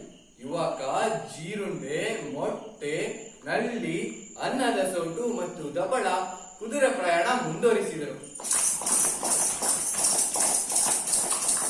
ಮುಂದೆ ಒಂದು ವರಳು ಉರುಳುತ್ತಾ ಬರುತ್ತಿತ್ತು. ಅಯ್ಯ ಯುವಕ, ನಾನು ನಿನ್ನ ಜೊತೆ ಬರಬಹುದೇ? ಓ ಖಂಡಿತ ಬಾ ಅಂದ. ವರಳು ಕುದುರೆ ಹತ್ತಿತು. ಯುವಕ ಜೀರುಂಡೆ ಮೊಟ್ಟೆ ನಳ್ಳಿ ಅನ್ನದ ಸೌಟು ದಬ್ಬಳ ಮತ್ತು ವರಳು ಕುದುರೆ ಪ್ರಯಾಣ ಮುಂದುವರಿಸಿದರು. ಮುಂದೆ ಒಂದು ಹುಲ್ಲಿನ ಚಾಪೆ ಎದುರಾಯಿತು. ಅಯ್ಯ ಯುವಕ, ನಾನು ನಿನ್ನ ಜೊತೆ ಬರಬಹುದೇ? ಓ ಖಂಡಿತ ಬಾ ಅಂದ. ಹುಲ್ಲಿನ ಚಾಪೆ ಕುದುರೆ ಹತ್ತಿತು. ಯುವಕ ಜೀರುಂಡೆ ಮೊಟ್ಟೆ ನಳ್ಳಿ ಅನ್ನದ ಸೌಟು ದಬ್ಬಳ ವರಳು ಮತ್ತು ಹುಲ್ಲಿನ ಚಾಪೆ ಕುದುರೆ ಪ್ರಯಾಣ ಮುಂದುವರಿಸಿದರು. ಮುಂದೆ ಒಂದು ಗೋಣಿ ಚೀಲ ಗತ್ತಿನಿಂದ ಬರುತ್ತಿತ್ತು. ಅಯ್ಯ ಯುವಕ, ನಾನು ನಿನ್ನ ಜೊತೆ ಬರಬಹುದೇ? ಓ ಖಂಡಿತ ಬಾ ಅಂದ. ಗೋಣಿಯ ಚೀಲ ಕುದುರೆ ಹತ್ತಿತು. ಸಂಜೆಯಷ್ಟರಲ್ಲಿ ಅವರೆಲ್ಲರೂ ಬೆಟ್ಟದ ಮೇಲಿದ್ದ ಒಂದು ಮನೆ ತಲುಪಿದರು. ಯುವಕ ಬಾಗಿಲು ತಟ್ಟಿದ. ಒಳಗಿಂದ ಯಾವುದೇ ಉತ್ತರ ಬರಲಿಲ್ಲ. ಯುವಕ ನೇರವಾಗಿ ಮನೆಯೊಳಗೆ ಹೋದ. ಒಂದು ಹುಡುಗಿ ಬಿಕ್ಕಿ ಬಿಕ್ಕಿ ಅಳುತ್ತಾ ಕೂತಿದ್ದಳು. ಹೇ, ಏನಾಯಿತು? ಯಾಕೆ ಅಳುತ್ತಿದ್ದಿ ಎಂದು ಯುವಕ ಕೇಳಿದ. ಮನೆಯ ಹಿಂದಗಡೆ ಬೆಟ್ಟದಲ್ಲಿ ಒಂದು ಹುಲಿ ವಾಸವಾಗಿದೆ. ಅದು ಪ್ರತಿದಿನ ರಾತ್ರಿ ಬೇಟೆಯಾಡಲು ಬರುತ್ತದೆ. ಈಗಾಗಲೇ ಅದು ನಮ್ಮ ಅಪ್ಪ ಅಮ್ಮ ಅಣ್ಣ ಅಕ್ಕಂದಿರನ್ನೆಲ್ಲ ತಿಂದು ಹಾಕಿದೆ. ಇವತ್ತು ನನ್ನ ಸರದಿ. ಅದಕ್ಕೆ ಅಳುತ್ತಿದ್ದೀನಿ ಎಂದು ಹುಡುಗಿ ಹೇಳಿದಳು.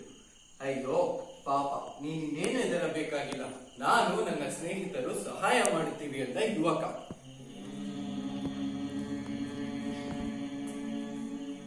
ಯುವಕ ಸ್ನೇಹಿತರನ್ನೆಲ್ಲ ಕರೆದು ಯಾರು ಯಾರು ಏನೇನು ಮಾಡಬೇಕೆಂದು ಹೇಳಿದ. ಜೀರುಂಡೆ ಕೋಣೆಯ ಮೂಲೆಯಲ್ಲಿ ಕಾದಿದ್ದು ಹುಲಿ ಬಂದೊಡನೆಯೇ ಮೊಂಬತ್ತಿಯನ್ನು ಆರಿಸಬೇಕು.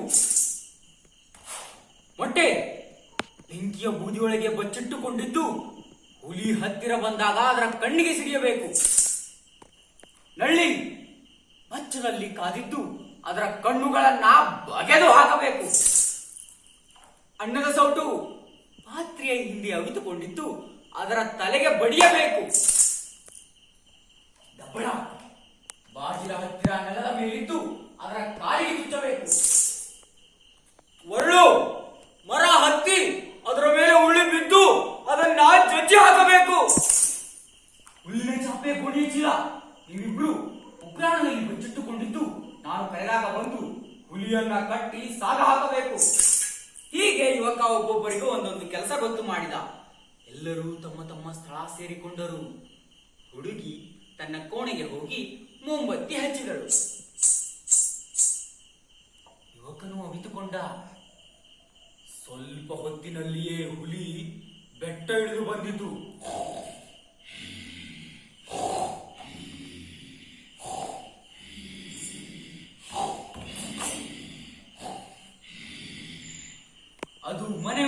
ಕಾಲಿಟ್ಟ ಕೂಡಲೇ ಜೀರುಂಡೆ ರೆಕ್ಕೆ ಬಡಿದು ಮೊಂಬತ್ತಿನ ಆರಿಸಿತು.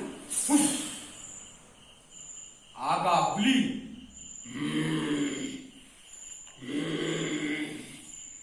ಈ ಕತ್ತಲಲ್ಲಿ ಹುಡುಗಿಯನ್ನು ಹೇಗೆ ತಾನೇ ತಿನ್ನುವುದು ಎಂದು ಗೊನಗಾಡುತ್ತಾ ಒಲೆಯ ಹತ್ತಿರ ಹೋಗಿ ಬೆಂಕಿಯ ಕೆಂಡವನ್ನ ಊದಿತು. ಉಫ್! ಉಫ್! ಆಗ ಮೊಟ್ಟೆ ಸಿಡಿಯಿತು. ಅದರ ಸಿಡಿತಕ್ಕೆ ಬಿಸಿ ಬೂದಿ ಹಾರಿ ಹುಲಿಯ ಕಣ್ಣಿನಲ್ಲಿ ತುಂಬಿಕೊಂಡಿತು. ಹುಲಿ ಕಣ್ಣು ತೊಳೆದುಕೊಳ್ಳಲೆಂದು ಬಚ್ಚಲ ಬಳಿ ಹೋದಾಗ ನಳ್ಳಿ ತನ್ನ ಉಗುರುಗಳಿಂದ ಹುಲಿಯ ಕಣ್ಣುಗಳನ್ನ ಬಗೆದು ಹಾಕಿತು. ಅಯ್ಯೋ, ಹೋಯಿತು ನನ್ನ ಕಣ್ಣು ಎಂದು ಕಿರುಚುತ್ತಾ ಕಣ್ಣು ಕುರುಡಾದ ಹುಲಿ ಹಿಂದಕ್ಕೆ ನೆಗೆದು ನೀರಿನ ಪಾತ್ರೆಗೆ ಡಿಕ್ಕಿ ಹೊಡೆದಾಗ ಅದರ ಹಿಂದಿದ್ದ ಸೌಟು ಯಗರಿ ಹುಲಿಯ ತಲೆಗೆ ಜೋರಾಗಿ ಪೆಟ್ಟು ಕೊಟ್ಟಿತು.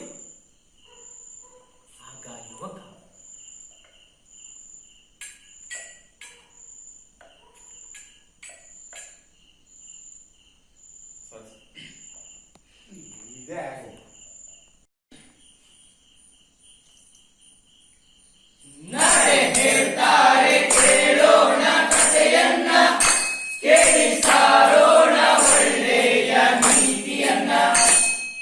ಎಲ್ರಿಗೂ ನಮಸ್ಕಾರ. ನಾನು ಹೇಳ್ತಿರೋ ಕತೆ 4 ಜನ ಬೋಳರು. ಇದು ಚೀನಾ ದೇಶದ ಕತೆ ರೀ. ಹಿಂದಿನ ಕಾಲದಾಗ ಒಬ್ಬ ಮನುಷ್ಯ ಇದ್ದಾರೆ. ಅವ ತೆಂಗಿನ ಗಾರಿಗಳಿಂದ ಬುಟ್ಟಿ ಹಿಡಿದು ಜೀವನ ನಡೆಸ್ತಿದ್ದಾರೆ. ಒಂದ್ ದಿನ ಎತ್ತರವಾದ ತೆಂಗಿನ ಮರ ಏರಿ ಅಲ್ಲೇ ಬುಟ್ಟಿ ಹಣಕ್ ಕೊಡ್ತಾರೆ.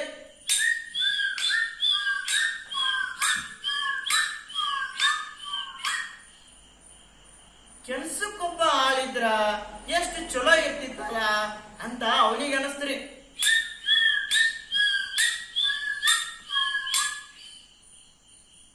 ಆಳೇನಾರೇ ಚಲೋ ಕೆಲಸ ಮಾಡ್ಲಿಲ್ಲ ಅಂದ್ರ ಅವನಿಗೆ ಹಿಂಗ್ ಓದಿತ್ತೀನಿ ಹಿಂಗ್ ಓದಿತ್ತೀನಿ ಆಳಿಟ್ಕೋತೀನಿ ಅನ್ನೋ ಖುಷಿ ಒಳಗ್ರಿ ಅವ್ ಎಲ್ಲಿ ಕುಂತಾನ ಅರಿವೆ ಅಲ್ಲೇ ಮರದ ಮ್ಯಾಗಿ ಕೆಳ ಬಿದ್ದಾರಿ. ಆದ್ರ ಅವನ ಅದೃಷ್ಟ ನೋಡ್ರಿ, ಮರದ ಗರಿಗಳಿಗೆ ಜ್ಯೋತಿ ಬಿದ್ದು ಅಲ್ಲೇ ತೂಗಾಕತ್ತಾರೆ. ಬದುಕಿಸಿ ಬದುಕಿಸಿ ಬದುಕಿಸಿ ಬದುಕಿಸಿ ಅಂದು ಕುಗಾಕತ್ತಾರೆ. ಅದಾ ಹೊತ್ತಿಗ್ರಿ ಹನಿ ಮ್ಯಾಗ ಕುಂತಬ್ಬ ಮಾವುತ ಬರಕತ್ತಿದ್ ನೋಡಿದ್ರಿ.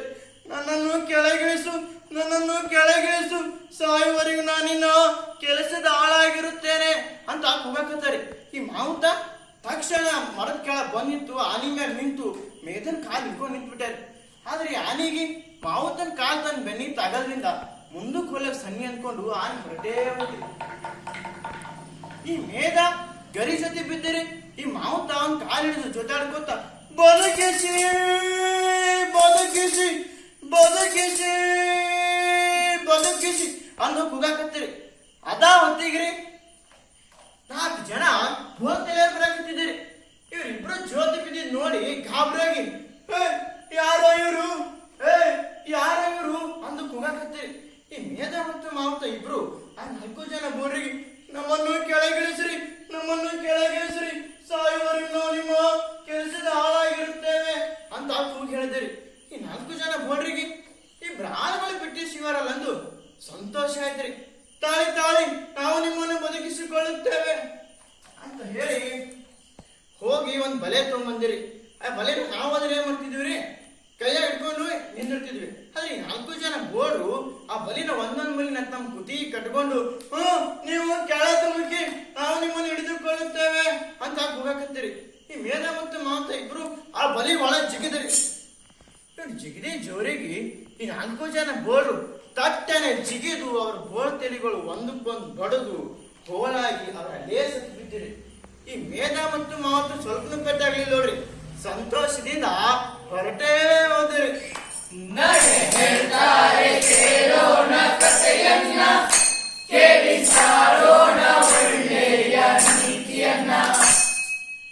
ಹೇಳ್ತಿರೋ ಕತೆ ಹೆಸರು ಹೆಂಟೆಗೊದ್ದ ಮತ್ತು ಚಿರತೆ. ಇದು ಶ್ರೀಲಂಕಾ ದೇಶದ ಕತೆ. ಒಂದಾನೊಂದ್ ಕಾಲದಲ್ಲಿ ಒಂದ್ ಕಾಡಲ್ಲಿ ಒಂದು ಚಿರತೆ ಇತ್ತು. ಒಂದು ದಿನ ಸಂಜೆ ಅದು ಬೇಟೆಗೆ ಹೊರಟಿತು.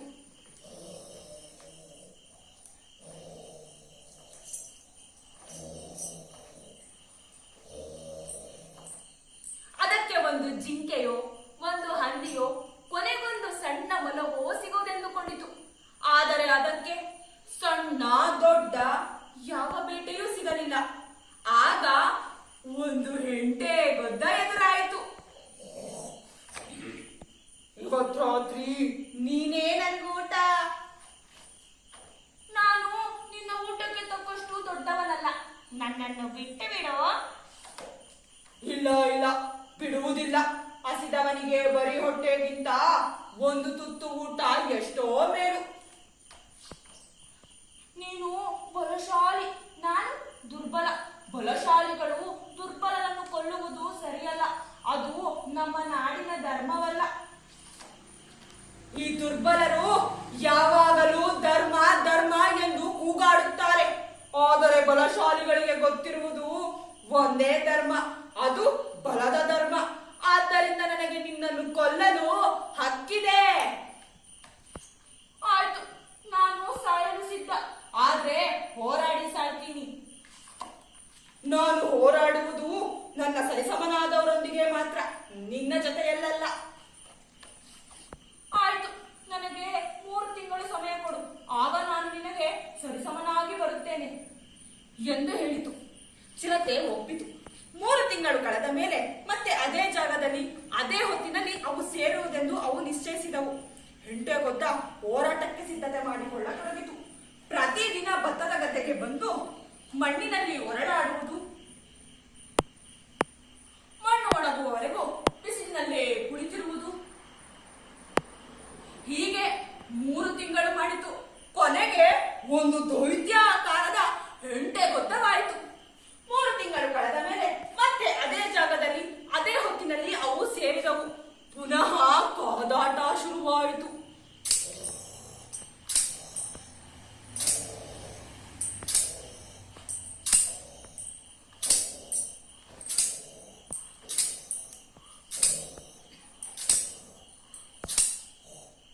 ಚಿರತೆ ಹೆಂಟೆಗೊದ್ದದ ಬೆನ್ನಿನ ಮೇಲೆ ಹಾರಿ ಅದರ ಪಂಚದಿಂದ ಬಗೆಯತೊಡಗಿತು. ಒಂದೊಂದು ಸಲ ಬಗೆದಾಗಲು ಅದರ ಮಣ್ಣಿನ ಗಟ್ಟಿ ಉದುರುತ್ತಿತ್ತೆ ಹೊರತು ಅದಕ್ಕೆ ಮಾತ್ರ ಪೆಟ್ಟಾಗುತ್ತಿರಲಿಲ್ಲ. ತನ್ನ ಸರದಿ ಬಂದಾಗ ಹೆಂಟೆಗೊದ್ದ ಚಿರತೆಯ ಬೆನ್ನಿನ ಮೇಲೆ ಹಾರಿ ಅದರ ಕಣ್ಣು, ಕಿವಿ, ಮೂಗು, ಹಣೆಯನ್ನೆಲ್ಲ ಕಚ್ಚಿ ಹಾಕಿತು. ಚಿರತೆಯ ದೇಹದಿಂದ ರಕ್ತ ಸೋರತೊಡಗಿತು. ಪಾಪ, ಚಿರತೆಗೆ ನೋವು ತಾಳಲಾರದೆ ಅದು ಗಾಳದ ಕಣದಿಂದ ಸಾಧ್ಯವಾದಷ್ಟು ಬೇಗ ಬೇಗನೆ ಓಡಿ ಬಂದು ಒಂದು ಮರದ ಕೆಳಗೆ ಕುಳಿತುಕೊಂಡಿತು. ತನ್ನ ಮೈ ಮೇಲಾದ ಗಾಯಗಳನ್ನ ನೆಕ್ಕುತ್ತಾ, ಆ ಹೆಂಟೆಗೊದ್ದ ಇಲ್ಲೂ ಕಚ್ತು, ಆ ಹೆಂಟೆಗೊದ್ದ ಇಲ್ಲೂ ಕಚ್ತು, ಆ ಹೆಂಟೆಗೊದ್ದ ಇಲ್ಲಿ ಕಚ್ತು, ಮೈಯೆಲ್ಲ ಕಚ್ತು, ಮೈಯೆಲ್ಲ ಕಚ್ತು ಎಂದು ಓಡಾಡುತ್ತಾ ಅಲ್ಲಿಂದ ಹೊರಟಿತು. ಆಗ ಮರದ ಮೇಲೆ ಒಬ್ಬ ಮರ ಕಡಿಯುವವನು ಇರುವುದನ್ನ ಚಿರತೆ ನೋಡೇ ಇರಲಿಲ್ಲ. ಅವನು ಚಿರತೆ ಮತ್ತು ಹೆಂಟೆಗೊದ್ದಗಳ ಕಾದಾಟವನ್ನು, ಚಿರತೆಯ ಗಾಯಗಳನ್ನು, ಚಿರತೆಯ ಗೋಳನ್ನು ಕಿವಿಯಾರೆ ಕೇಳಿದ್ದ, ಕಣ್ಣಾರೆ ಕಂಡಿದ್ದ. ಅವನಿಗೆ ನಗಬೇಕು ಎನಿಸಿತು. ಅಲ್ಲ, ಅದು ಎಂತಹ ತಮಾಷೆ ದೃಶ್ಯ! ಒಂದು ದೊಡ್ಡ ಚಿರತೆ ಒಂದು ಸಣ್ಣ ಹೆಂಟೆಗೊದ್ದದ ಗಾಯಗಳನ್ನ ನೆಕ್ಕುತ್ತಾ ಆಳುವುದು. ಕೊನೆಗೂ ಅವನಿಗೆ ನಗು ತಾಳಲಾರದೆ ಜೋರಾಗಿ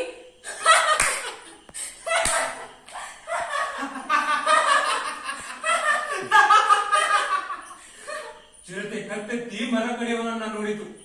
ಅದು ಹೆಂಟೆಗೊದ್ದಕ್ಕೆ ಸೋತಿದ್ದು ಯಾರಿಗೂ ತಿಳಿಯಬಾರದೆಂದು ಬಯಸಿದ್ದ ಕಾರಣಕ್ಕೆ ಅದಕ್ಕೆ ಕೋಪ ಬಂತು.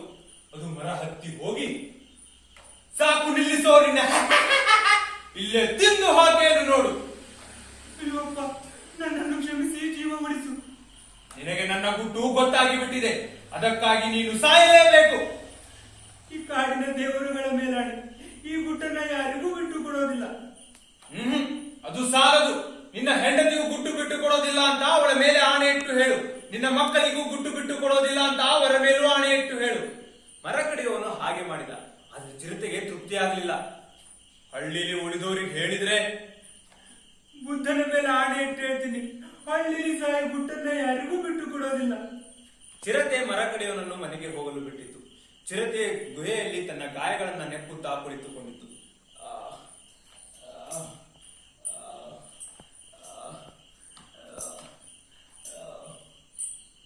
ಅದಕ್ಕೆ ಇನ್ನೂ ಚಿಂತೆ ಕಾಡುತ್ತಿತ್ತು. ಈ 2 ಕಾಲಿನವ್ರನ್ನ ನಂಬೋ ಹಾಗಿಲ್ಲ. ಆ ಕೊರ ಮಾತನ್ನ ಹೆಂಡತಿ ಗುಟ್ಟು ಹೇಳ್ಬಿಡ್ತಾನೆ ಅನ್ಸುತ್ತೆ. ಒಂದ್ಸಾರಿ ಹೆಂಗಸಿ ಗುಟ್ಟು ಗೊತ್ತಾಯ್ತು, ಇನ್ನದು ಗುಟ್ಟಾಗಿ ಉಳಿಯೋದಿಲ್ಲ. ಆ ಮನುಷ್ಯ ತಾ ಕೊಟ್ಟ ಮಾತು ಉಳಿಸಿಕೊಂಡಿದ್ದಾನೆ ಅಂತ ಖುದ್ದಾಗಿ ನೋಡ್ಬೇಕು. ಚಿರತೆ ಬೇಗ ಬೇಗನೆ ನಡೆದು ಮರಕಡೆಯವನ ಹಿತ್ತಲಿಗೆ ಬಂದು ಒಂದು ಗೋಡೆಗೆ ಒರಗಿ ಒಳಗೆ ನಡೆಯುವ ಮಾತುಕತೆಯನ್ನೆಲ್ಲ ಕದ್ದು ಕೇಳಿತು. ಮರಕಡಿಯವನು ಅವನ ಹೆಂಡತಿ ಮಕ್ಕಳು ಚಾಪೆಯ ಮೇಲೆ ಊಟಕ್ಕೆ ಕುಳಿತಿದ್ದರು. ಮರಕಡಿಯವನು ಇದ್ದಕ್ಕಿದ್ದಂತೆ ನಗತೊಡಗಿದ.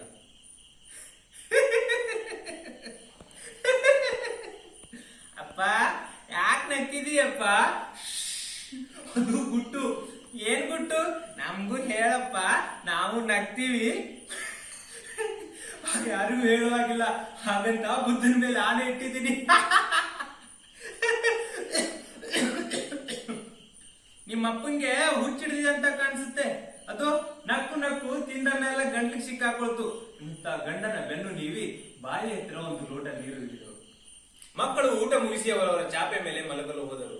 ಮರ ಕಡಿಯುವವನು ಅವನ ಬೆತ್ತದ ಮಂಚದ ಮೇಲೆ ಕಾಲು ಚಾಚಿದ. ಮೂಲೆಯಲ್ಲಿ ಹೆಂಡತಿ ಅವಳ ಚಾಪೆ ಮೇಲೆ ಮಲಗಿದಳು.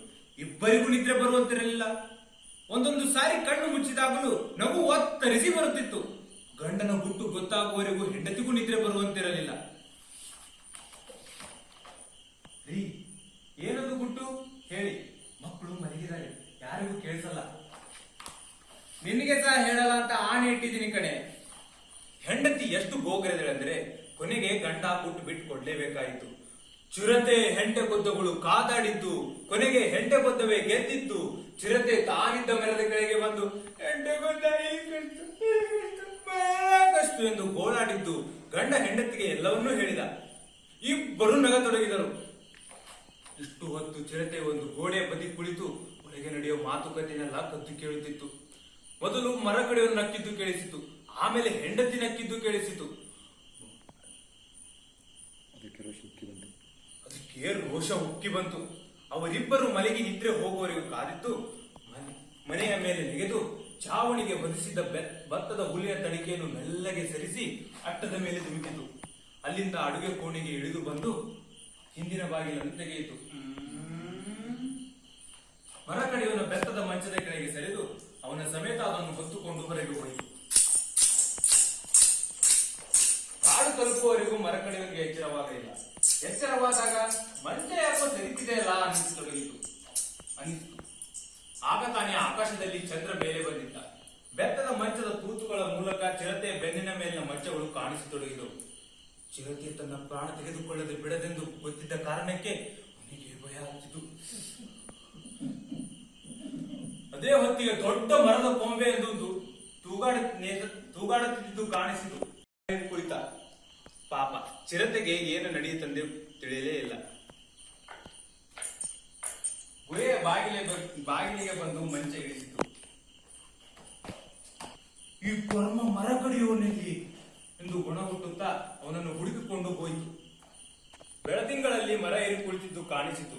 ಚಿರತೆ ಸದ್ದು ಮಾಡದೆ ಮರದ ತಾಳಿಗೆಗೆ ತನ್ನ ಊರುಗಳನ್ನ ಊರಿ ಮರ ಏರತೊಡಗಿತು. ಅಷ್ಟೊತ್ತಿಗಾಗಲೇ ಮರ ಕಡಿಯವನಿಗೆ ಪೂರ್ತಿ ಎಚ್ಚರವಾಗಿತ್ತು. ಏ ಚಿರತೆ, ನಿನಗೆ ಜೀವದ ಮೇಲೆ ಆಸೆ ಇದ್ರೆ ಇನ್ನು ಮೇಲೆ ಹತ್ತಬೇಡ. ಇಲ್ಲೊಂದು ಹೆಂಟೆ ಕೊದ್ದ ನಿನ್ನನ್ನು ಕಚ್ಚಲು ಕಾಯುತ್ತಾ ಕುಳಿತಿದೆ. ಚಿರತೆ ಭಯದಿಂದ ಕೆಳಕ್ಕೆ ಹಾರಿ ಓಟಕ್ಕಿತ್ತು.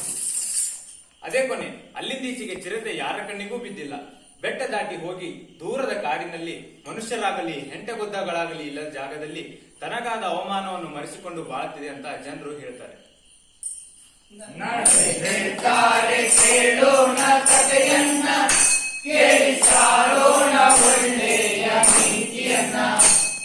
ಎಲ್ರಿಗೂ ನಮಸ್ಕಾರ. ನಾನು ಹೇಳ್ತಿರೋ ಕತೆ ಹೆಸರು ಮಕಾತೋ ಮತ್ತು ಕವಳೆ ಅಂತ. ಇದು ಥೈಲ್ಯಾಂಡ್ ದೇಶದ ಕತೆ. ಒಂದಾನೊಂದು ಕಾಲದಲ್ಲಿ ಒಬ್ಬ ಹುಡುಗನಿದ್ದ. ಅವನ ಹೆಸರು ಮಕಾತೋ. ಮಕಾತೋ ಇನ್ನು ಚಿಕ್ಕವನಿರುವಾಗಲೇ ಅವನು ತನ್ನ ತಂದೆ ತಾಯಿಯರನ್ನು ಕಳೆದುಕೊಂಡು ತಬ್ಬಲಿಯಾಗಿದ್ದ. ನೋಡಿಕೊಳ್ಳಲು ಅಣ್ಣ ಅಕ್ಕಂದಿರಾಗಲಿ ಸ್ನೇಹಿತರಾಗಲಿ ಇಲ್ಲದೆ ಅವನು ತನ್ನ ಅನ್ನವನ್ನು ತಾನೇ ಸಂಪಾದಿಸಿಕೊಳ್ಳಬೇಕಾಗಿತ್ತು. ಸಾಮಾನು ಹೊರುವುದು, ಕಾಡು ಕಡಿಯುವುದು, ಹಂದಿ ಮೇಯಿಸುವುದು, ಹೀಗೆ ಎಲ್ಲ ತರಹದ ಕೆಲಸಗಳನ್ನೂ ಮಾಡುತ್ತಿದ್ದ. ಎಂದೂ ಕೆಲಸದಲ್ಲಿ ಮೈಗಳನ್ನಾಗಿರಲಿಲ್ಲ. ಸಂಪಾದಿಸುತ್ತಿದ್ದ ಕೂಲಿ ಕಡಿಮೆಯಾದರೂ ತೃಪ್ತಿಯಿಂದಿದ್ದ. ಕೆಲಸ ಮಾಡದೆ ಬಿಟ್ಟರೆ ಹೊಟ್ಟೆಗಿಲ್ಲದೆ ಸಾಯಬೇಕಾಗುತ್ತದೆಂದು ಅವನು ಬಲ್ಲ. ಎಲ್ಲೇ ಕೆಲಸ ಮಾಡಲಿ ಮಾಲೀಕರು ಅವನ ಸೂಕ್ಷ್ಮ ಬುದ್ಧಿ, ಒಳ್ಳೆಯ ದುಡಿಮೆ ಹಾಗೂ ಹಸನ್ಮುಖಗಳಿಗೆ ಮೆಚ್ಚುತ್ತಿದ್ದರು. ಒಂದು ದಿನ ಸಂಜೆ ಅವನು ಒಂದು ದೊಡ್ಡ ಕಟ್ಟು ಕಷ್ಟಪಟ್ಟು ಸವದೆಯನ್ನು ಕಡಿದು ಮುಗಿಸಿ ಕೊಂಚ ದಣಿವಾರಿಸಿಕೊಳ್ಳಲು ಕುಳಿತ. ಆಗ ಮುಂದೆ ಭವಿಷ್ಯದಲ್ಲಿ ಏನೆಲ್ಲ ಮಾಡಬೇಕೆಂದು ಯೋಚಿಸತೊಡಗಿದ.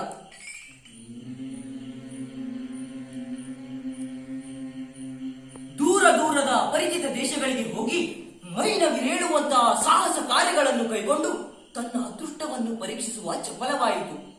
ಅವನನ್ನು ನೋಡಿದ ಮಾಲೀಕ, ಏನು ಗಾಢಾಲೋಚನೆಯಲ್ಲಿದ್ದಿ ಮಗು? ಮಕಾತು ಈಶಾನ್ಯದ ದಿಕ್ಕಿಗೆ ಕೈ ತೋರಿಸಿ ಹೇಳಿದ, ದೂರದ ದೇಶಕ್ಕೆ ಹೋಗಿ ಏನಾದರೂ ಸಾಹಸ ಮಾಡುವ ಆಸೆ ಆಗುತ್ತಿದೆ. ಆ ಕಡೆ ನೆಲ ಫಲವತ್ತಾಗಿದೆ, ಜನರು ದಯಾಳು ಅಂತ ಕೇಳಿದ್ದೀನಿ. ಆ ದೇಶವನ್ನು ಕಣ್ಣಾರೆ ಕಾಣುವುದಾದ್ರೆ ಎಷ್ಟು ಚೆನ್ನ. ನೀನು ಹೋಗಬೇಕೆಂದಿರುವ ದೇಶದ ಹೆಸರು ಸುಕೋತಾಯಿ. ಅಲ್ಲಿನ ದೊರೆ ಪ್ರಾರುವಾಂಗ. ಅವನು ತುಂಬಾ ದಯಾಳು ಅಂತ ಜನ ಹೇಳ್ತಾರೆ. ನೀನು ಅಲ್ಲಿಗೆ ಹೋಗುವುದಾದರೆ ಅದು ನಿನ್ನ ಅದೃಷ್ಟವೇ ಸರಿ. ಕೆಲ ದಿನಗಳ ನಂತರ ಮಕಾತು ತನ್ನ ಅದೃಷ್ಟವನ್ನು ಪರೀಕ್ಷಿಸಲು ನಿಶ್ಚಯಿಸಿದ. ಹಳ್ಳಿ ಬಿಟ್ಟು ವಿಶಾಲ ಪ್ರಪಂಚಕ್ಕೆ ಕಾಲಿಟ್ಟ. ಹೊಸ ಹೊಸ ನೋಟಗಳನ್ನು ನೋಡುತ್ತಾ, ದಾರಿಯಲ್ಲಿ ಸಿಕ್ಕವರೊಡನೆ ಮಾತನಾಡಿಸುತ್ತಾ ಸಂತೋಷದಿಂದ ಮುಂದೆ ನಡೆದ. 1 ತಿಂಗಳ ನಂತರ ಸುಕೋತಾಯಿ ರಾಜ್ಯದ ಅಂಚಿನಲ್ಲಿದ್ದ ಒಂದು ಪುಟ್ಟ ಹಳ್ಳಿಗೆ ಬಂದು ನಿಂತ. ಒಬ್ಬ ಮುದುಕಿ ತಲೆಯ ಮೇಲೆ ದೊಡ್ಡ ಕೊಡದ ನೀರನ್ನು ಹೊತ್ತುಕೊಂಡು ಹೋಗುತ್ತಿದ್ದಳು. ಅವ್ವ, ಬಾಯಿ ಆಕೆ ಆಗಿದೆ, ಕುಡಿಯಲು ಕೊಂಚ ನೀರು ಕೊಡ್ತೀಯಾ? ಮುದುಕಿ ಕೊಡದಿಂದ ಒಂದು ಸಣ್ಣ ಲೋಟಕ್ಕೆ ನೀರು ಬಗ್ಗಿಸಿ ಕೊಟ್ಟು ಕೇಳಿದಳು. ಎಲ್ಲಿಂದ ಬಂದೆ? ಇಲ್ಲಿ ಒಬ್ಬನೇ ಯಾಕಿದ್ದಿ? ತುಂಬಾ ದೂರ ನಡೆದು ಬಂದಂತೆ ಕಾಣ್ತೀಯಲ್ಲ. ತುಂಬಾ ಉಪಕಾರ ಆಯ್ತವ್ವ. ನಿನ್ನ ಅಪ್ಪ ಅಮ್ಮ ಯಾರು? ನಿನ್ನ ಸಂಸಾರವೆಲ್ಲಿ? ನಂಗೆ ಅಪ್ಪ ಅಮ್ಮ ಯಾರೂ ಇಲ್ಲ. ನಾನು ಮೋಹನ್ ದೇಶದಿಂದ ಬಂದಿದ್ದೀನಿ. ಅಯ್ಯೋ ದೇವ್ರೆ, ನಿಜವಾಗ್ಲೂ ಮೋಹನಿಂದ ಬಂದಿದ್ದೀಯಾ? ನಿನ್ನಂತ ಪುಟ್ಟು ಹುಡುಗ ಒಬ್ಬನೇ ಪ್ರಯಾಣ ಮಾಡೋದಂದ್ರೇನು? ನಾನು ದೊರೆ ಪ್ರಾರುವಾಂಗರ ದರ್ಶನ ಮಾಡ್ಬೇಕು ಅನ್ನಿಸ್ತು. ನೀನು ತುಂಬಾ ಗಟ್ಟಿ ಮನ್ಸಿನ ಹುಡುಗ, ನನ್ ಜೊತೆ ಬಾ. ಯಾರು ಬಲ್ರು? ಒಂದಲ್ಲ ಒಂದಿನ ದೊರೆಯ ದರ್ಶನವೂ ಆಗಬಹುದು. ಮಕಾತು ಆ ಹೆಂಗಸಿನ ಹತ್ತಿರ ಸಂತೋಷದಿಂದ ಮುಂದೆ ನಡೆದ. ಆ ದಯಾಳು ಹೆಂಗಸಿನ ಹತ್ರ ಕೆಲಸ ಮಾಡಿದ್ರೆ ಇರಲು ಸ್ಥಳ ಸಿಗುತ್ತೆ, ಹೊಟ್ಟೆ ತುಂಬಾ ಊಟ ಸಿಗುತ್ತೆ. ಅದೃಷ್ಟವಿದ್ರೆ ಎಂದಾದ್ರೂ ಒಂದಿನ ದೊರೆಯ ದರ್ಶನವೂ ಆಗಬಹುದು ಎಂದು ಅವನಿಗನಿಸ್ತು. ಈ ಮುದುಕಿಯ ಗಂಡ ದೊರೆಯ ಮಾವುತರಲ್ಲೊಬ್ಬ. ದೊರೆಯ ಲಾಯದಲ್ಲಿದ್ದ 100 ಆನೆಗಳನ್ನು ನೋಡಿಕೊಳ್ಳುತ್ತಿದ್ದ. ಮಕಾತು ಆನೆಗಳಿಗೆ ಆಹಾರ ಹುಡುಕಿ ತರುವುದು, ಲಾಯವನ್ನು ಗುಡಿಸಿ ಸ್ವಚ್ಛವಾಗಿಡುವುದು, ಹೀಗೆ ಎಲ್ಲ ತರಹದ ಸಹಾಯಗಳನ್ನು ಮಾಡುತ್ತಾ ಮಾವುತ ಹಾಗೂ ಅವನ ಹೆಂಡತಿಯ ಪ್ರೀತಿ ಗಳಿಸಿದ. ಒಂದು ದಿನ ಆಕಾಶ ತಿಳಿಯಾಗಿತ್ತು. ಹವಾಮಾನ ಎಷ್ಟು ಚೆನ್ನಾಗಿತ್ತಂದ್ರೆ ಮಕಾತುವನಿಗೆ ಅವತ್ತು ತನ್ನ ಭಾಗ್ಯದ ದಿನವಿರಬೇಕು ಅನಿಸಿತು. ಲಾಯದಲ್ಲಿ ಕೆಲಸ ಮಾಡುತ್ತಿದ್ದಾಗ ಭವ್ಯವಾದ ಬಟ್ಟೆ ತೊಟ್ಟ ಒಬ್ಬ ಎತ್ತರದ ಯುವಕ ಒಳಗೆ ಬಂದ. ಅವನ ಬೆನ್ನ ಹಿಂದೆ ಸೇವಕರಿದ್ದರು. ಅವನೇ ಪ್ರಾರುವಾಂಗ. ಮಕಾತು ತಕ್ಷಣ ತನ್ನ 2 ಕೈಗಳನ್ನು ಮೇಲೆತ್ತಿ ಬಗ್ಗಿ ನಮಸ್ಕರಿಸಿದ. ಅವನ ಎದೆ ಹೊಡೆದುಕೊಳ್ಳುತ್ತಿತ್ತು. ದೊರೆ ಮಾವುತನನ್ನು ಕೇಳಿದ, ಈ ಹುಡುಗ ಎಲ್ಲಿಯವನು? ಮುದುಕ ಕೈ ಮುಗಿದು ಹೇಳಿದ, ದೂರದ ಮೋಹನ್ ಪಟ್ಟಣದಿಂದ ಬಂದಿದ್ದಾನೆ. ಪ್ರಭುಗಳ ಬಗ್ಗೆ ತುಂಬಾ ಕೇಳಿದ್ದು ತಮ್ಮನ್ನು ಕಣ್ಣಾರೆ ನೋಡಬೇಕೆನಿಸಿತಂತೆ. ಇವನ ವಯಸ್ಸೆಷ್ಟು? 12 ವರ್ಷ ಪ್ರಭು. ದೊರೆ ಹೇಳಿದ, ಹುಡುಗ ನೋಡಲು ತುಂಬಾ ಸೂಟಿಯಾಗಿದ್ದಾನೆ, ಕಷ್ಟಪಟ್ಟು ಕೆಲಸ ಮಾಡ್ತಾನೆ, ಚೆನ್ನಾಗಿ ನೋಡಿಕೊ ಎಂದು ದೊರೆ ಮುಂದೆ ಹೋದ ಮೇಲೆ ಮಕಾತುವನಿಗೆ ನೆಲದ ಮೇಲೆ ಬಿದ್ದ ಒಂದು ಕವಡೆ ಕಾಣಿಸಿತು. ಓಡಿ ಹೋಗಿ ಅದನ್ನು ಎತ್ತಿಕೊಂಡು ದೊರೆಯ ಮುಂದೊಡ್ಡಿದ. ದೊರೆ ನಗುತ್ತಾ ಹೇಳಿದ, ನೀನೇ ಇಟ್ಟುಕೋ. ಇದೆಂತ ಅದ್ಭುತ, ದೊರೆ ನಂಗೊಂದು ಕವಡೆ ಕೊಟ್ರು ಎಂದು ಮಕಾತು ತನಗೆ ತಾನೇ ಹೇಳಿಕೊಂಡ. ಆಗಿನ ಕಾಲದಲ್ಲಿ ಸುಕೋತಾಯಿನ ಜನ ಕವಡೆಯನ್ನೇ ಹಣವಾಗಿ ಬಳಸುತ್ತಿದ್ದರು. ಒಂಟಿ ಕವಡೆಗೆ ಅಷ್ಟೇನು ಬೆಲೆ ಇಲ್ಲದಿದ್ದರೂ ಅದು ದೊರೆ ಕೊಟ್ಟುದಾದ್ದರಿಂದ ಮಕಾತು ಅದರಿಂದ ಹೆಚ್ಚು ಪ್ರಯೋಜನ ಪಡೆಯ ಬಯಸಿದ. ಆದ್ರೆ ಹೆಚ್ಚು ಪ್ರಯೋಜನ ಪಡೆಯುವುದು ಹೇಗೆ ಎಂದು ಅವನಿಗೆ ಬಹಳ ದಿನಗಳವರೆಗೂ ಹೊಳೆಯಲಿಲ್ಲ. ಒಂದು ದಿನ ಪೇಟೆಯಲ್ಲಿ ಹೋಗುತ್ತಿದ್ದಾಗ ದೂರದ ಅಂಗಡಿಯಲ್ಲಿ ತರಹವಾರಿ ಗಿಡಗಳ ಬೀಜಗಳು ಕಣ್ಣಿಗೆ ಬಿದ್ದವು. ಕಣ್ಣಾಡಿಸಿ ನೋಡಿದಾಗ ಒಂದು ಬುಟ್ಟಿಯ ತುಂಬಾ ಲೆಟ್ಟುಸ್ ಸೊಪ್ಪಿನ ಬೀಜಗಳಿದ್ದವು. ನಾನು ಲೆಟ್ಟುಸ್ ಗಿಡಗಳನ್ನು ಬೆಳೆಸಬಹುದಲ್ಲವೇ? ಅಂಗಡಿಯಲ್ಲಿ ಸರಸಗಾತಿಯಂತೆ ಕಾಣುತ್ತಿದ್ದ ಒಬ್ಬ ಹೆಂಗಸು ಕೂತಿದ್ದಳು. ಅವ್ವ, ಒಂದಿಷ್ಟು ಲೆಟ್ಟುಸ್ ಬೀಜ ಬೇಕಲ್ಲವ್ವ? ಓಹೋ, ಎಷ್ಟು ಕೊಡಲಿ? ನನ್ನ ಹತ್ರ ಒಂದು ಕವಡೆ ಇದೆ. 1 ಕವಡೆ?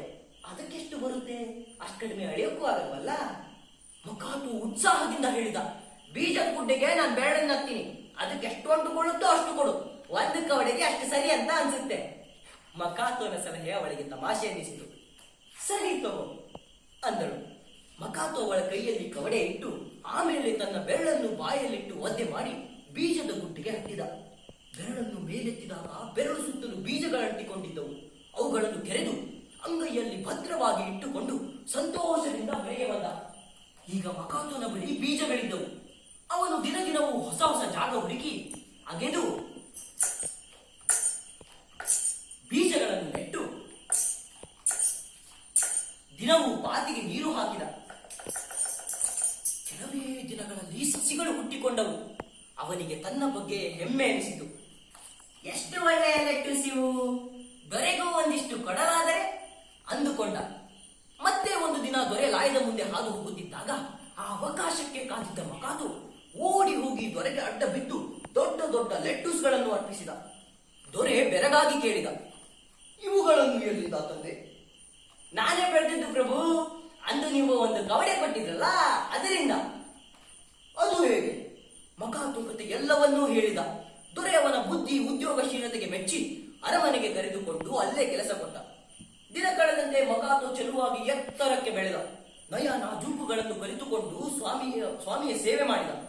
ಅವನ ಸ್ವಾಮಿ ಭಕ್ತಿಯಿಂದಾಗಿ ದೊರೆ ಅವನನ್ನು ಸಂಪೂರ್ಣವಾಗಿ ನಂಬುತ್ತಿದ್ದ. ದಿನ ದಿನವೂ ಮೇಲು ಮೇಲಿನ ಪದವಿಗಳಿಗೆ ಬಡ್ತಿ ಮಾಡಿ ಕೊನೆಗೆ ಕುನ್ವಾಂಗ್ ಎಂದು ಬಿರುದಿಟ್ಟ.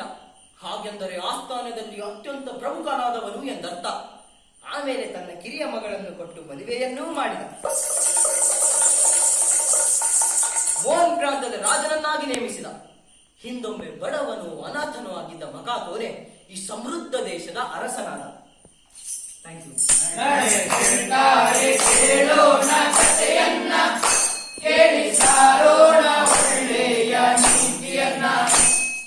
ನಮಸ್ತೆ. ನಾನು ಹೇಳ್ತಿರೋ ಕತೆ ಹೆಸರು ರೈತನ ಹೆಂಡತಿ ಮತ್ತು ಹುಲಿ. ಇದು ಪಾಕಿಸ್ತಾನದ ಕತೆ. ಒಂದು ದಿನ ಒಬ್ಬ ರೈತ ತನ್ನ ಎತ್ತುಗಳನ್ನ ಕಟ್ಟಿಕೊಂಡು ಹೊಲ ಉಳಿದು ಹೋದ.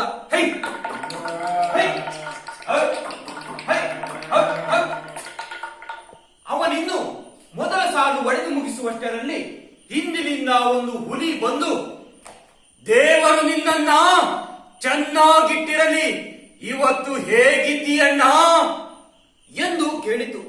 ಆಗ ರೈತ ಭಯದಿಂದ ನಡುಗುತ್ತಾ ಅಂತಹ ಹೊತ್ತಿನಲ್ಲಿ ನಮ್ರತೆ ತೋರುವುದೇ ವಿವೇಕವೆಂದು ಯೋಚಿಸಿ, ಚಂದಾಗಿದ್ದೀರಿ ಪ್ರಭು, ನೀವೇಗಿದ್ದೀರಿ ಎಂದು ಹೇಳಿದ. ಆ ದೇವರು ನಿನ್ನ ಎತ್ತುಗಳನ್ನ ತಿಂದು ಬರಲಿ ಅಂತ ನನ್ನ ಇಲ್ಲಿ ಕಳಿಸಿಕೊಟ್ಟಿದ್ದಾನೆ. ಆ ದೇವರು ಎಂದರೆ ನಿನಗೆ ಭಯ ಭಕ್ತಿ ಅಂತ ಬಲ್ಲೆ. ಎಲ್ಲಿ ನಿನ್ನ ನೇಗಿಲನ್ನು ಬಿಚ್ಚು, ನಿನ್ನ ಎತ್ತುಗಳನ್ನ ತಿಂದು ಹಾಕ್ತೀನಿ. ಆಗ ರೈತ, ಹುಲಿ ತಿನ್ನ ಬಯಸಿರುವುದು ನನ್ನನ್ನಲ್ಲ, ಬದಲಾಗಿ ಎತ್ತುಗಳನ್ನ ಎಂದು ತಿಳಿದ ಮೇಲೆ ಅವನಿಗೆ ಹೋದ ಧೈರ್ಯ ವಾಪಸ್ಸು ಬಂದಿತು. ನೀವೆಲ್ಲ ತಪ್ಪು ತಿಳ್ಕೊಂಡಿದ್ದೀರಿ ಅನ್ಸುತ್ತೆ ಪ್ರಭು. ಆ ದೇವರು ನನ್ನ ಹೊಲವಳಿದೆ ಅಂತ ಇಲ್ಲಿ ಕಳಿಸ್ಕೊಟ್ಟಿದ್ದಾನೆ. ಎತ್ಕೊಳ್ಳದೆ ಹೊಲೆಯಗೊಳ್ಳಕ್ಕಾಗುತ್ತೆ? ನೀವಿನ್ನೊಂದ್ಸಾರಿ ಆ ದೇವರನ್ನ ಕೇಳ್ಕೊ ಬಂದ್ರೆ ಹೇಗೆ ಪ್ರಭು ಎಂದು ಹೇಳಿದ. ಸುಮ್ಮನೆ ತಡ ಮಾಡಿ ಪ್ರಯೋಜನವಿಲ್ಲ, ಅಲ್ಲದೆ ನಿನ್ನ ವ್ರತ ಕಾಯಿಸಕ್ಕೆ ನನಗೆ ಇಷ್ಟವಿಲ್ಲ. ಎಲ್ಲಿ ನಿನ್ನ ನೇಗಿಲನ್ನು ಬಿಚ್ಚು, ನಿನ್ನ ಎತ್ತುಗಳನ್ನ ತಿಂದು ಹಾಕ್ತೀನಿ ಎಂದು ನಗು ನಗುತ್ತಾ ಹೇಳಿತು. ಆಗ ಬಡಪಾಯಿ ರೈತ ಹುಲಿಯ ಕಾಲಿಗೆ ಬಿದ್ದು ತನ್ನ ಎತ್ತುಗಳನ್ನ ಉಳಿಸಿಕೊಳ್ಳುವಂತೆ ಕಾಲಿಗೆ ಬಿದ್ದು ಗೋಗರೆದುಕೊಂಡ. ಬದಲಾಗಿ ತನ್ನ ಹೆಂಡತಿ ಹತ್ತಿರ ಇರುವ ಒಳ್ಳೆಯ ಮೈದುಂಬಿದ ಹಸುವನ್ನ ಕೊಡಿಸುವುದಾಗಿ ಒಪ್ಪಿಗೆ ತಗೊಂಡ. ಇದಕ್ಕೆ ಹುಲಿಯು ಕೂಡ ಒಪ್ಪಿತು. ಆಗ ರೈತ ಬೇಗ ಬೇಗನೆ ಮನೆ ಕಡೆ ಹೊರಟ.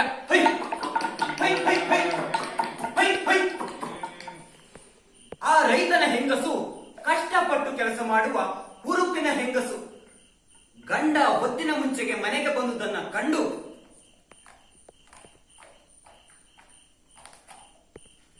ಯಾಕ್ರಿ ಮೈಗಳ್ತನ, ನನ್ ಕೆಲಸ ಈಗ ತಾನೇ ಶುರುವಾಗಿದೆ, ನೀವಾಗ್ಲೇ ವಾಪಸ್ ಬಂದ್ರಲ್ಲ, ನಿಮ್ ಜನ್ಮಕ್ಕಿಷ್ಟು ಬೆಂಕಿ ಹಾಕ ಎಂದು ಹೇಳಿದಳು. ಆಗ ಗಂಡ ಹುಲಿ ಬಂದದ್ದು, ಎತ್ತುಗಳನ್ನ ತಿನ್ನಲು ಬಯಸಿದ್ದು, ಬದಲಾಗಿ ಹಸುವನ್ನ ಕೊಡಿಸುವುದಾಗಿ ಒಪ್ಪಿಗೆ ಕೊಟ್ಟಿದ್ದು ಎಲ್ಲವನ್ನು ವಿವರಿಸಿ ಹೇಳಿದ. ಯಾರಾದ್ರೂ ಒಬ್ಬ ಮಾತೇನು ಇದು? ನಾನ್ ಚಂದೊಳ್ಳೆ ಹಸುನ ಕೊಟ್ಟು ನಿಮ್ ಗಡ್ಡೆತ್ತುಗಳನ್ನ ಉಳಿಸ್ಕೊಳ್ಳೋದು ಅಂತ ಅಂದ್ರೇನು? ಹಸು ಇಲ್ಲದೆ ಮಕ್ಕಳಿಗೆ ಹಾಲಿನಿಂದ ಬರುತ್ತೆ, ಬೆಣ್ಣೆ ತುಪ್ಪ ಇಲ್ಲದೆ ನನ್ನ ಅಡಿಗೆ ಹೇಗ್ ಮಾಡ್ಲಿ ಎಂದು ಹೇಳಿದಳು. ಅಲ್ಲ, ನೀನೇಳೋದೇನೋ ಸರಿ ಕಣೆ. ಎತ್ಕೊಳ್ಳಿಲ್ಲದೆ ಹೊಲ ಹೇಗೊಳ್ಳಕ್ಕಾಗುತ್ತೆ? ಹೊಲ ಉಳಿಲ್ಲ ಅಂದ್ರೆ ಕಾಳೆಲ್ಲಿಂದ ಬರುತ್ತೆ? ನೀನ್ ರೊಟ್ಟಿ ಹೇಗೆ ತರ್ತೀಯ? ಎಲ್ಲಿ ನಿನ್ನ ಹಸುನ ಬಿಚ್ಕೊಡು ಎಂದು ಹೇಳಿದ. ಎಂತ ಪೆದ್ರು ನೀವು? ತಲೆಯಲ್ಲಿ ಒಂದು ಹೊಲ ಬುದ್ಧಿ ಇದ್ದಿದ್ರೆ ಈ ಕಷ್ಟದಿಂದ ಪಾರಾಗೋಕೆ ಏನಾದ್ರೂ ಒಂದು ಉಪಾಯ ಯೋಚಿಸ್ತಿದ್ರಿ ನೀವು ಎಂದು ಒಂದು ಉಪಾಯವನ್ನು ಯೋಚಿಸಿ, ಸರಿ ಹಾಗಿದ್ರೆ ನಾನು ಹೇಳ್ದಾಗ ಕೇಳಿ, ಹಸು ನನ್ ಜೊತೆ ಬರ್ಲಿಲ್ಲ, ನನ್ ಹೆಂಡತಿ ಕರ್ಕೊಂಡ್ ಬರ್ತಾಳೆ ಅಂತ ಆ ಹುಲಿಗೆ ಹೋಗಿ ಹೇಳಿ ಎಂದು ಹೇಳಿ ಕಳಿಸಿದಳು. ಗಂಡ ಶುದ್ಧ ಹೇಳಿ ಬರಿಗೈಯಲ್ಲಿ ಹೋಗಲು ಧೈರ್ಯವಿರಲಿಲ್ಲ.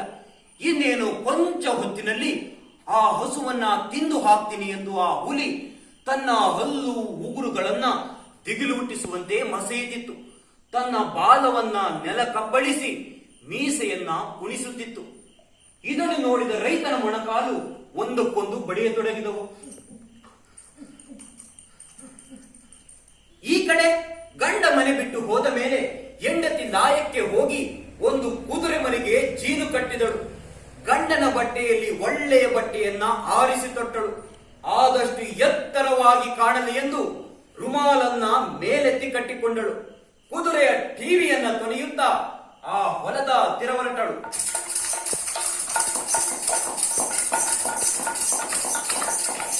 ಆಗ ದಾರಿಯ ಅರ್ಧ ಭಾಗದಲ್ಲಿ ನಿಂತು, ದೇವರೇ, ನೆನ್ನೆ ಬೆಳಗಿನ ತಿಂಡಿಗೆ 3 ಹುಲಿ ತಿಂದಾಗಿನಿಂದ ಇವತ್ತು ತಿಂಡಿ ಮಾಡಿಲ್ಲ.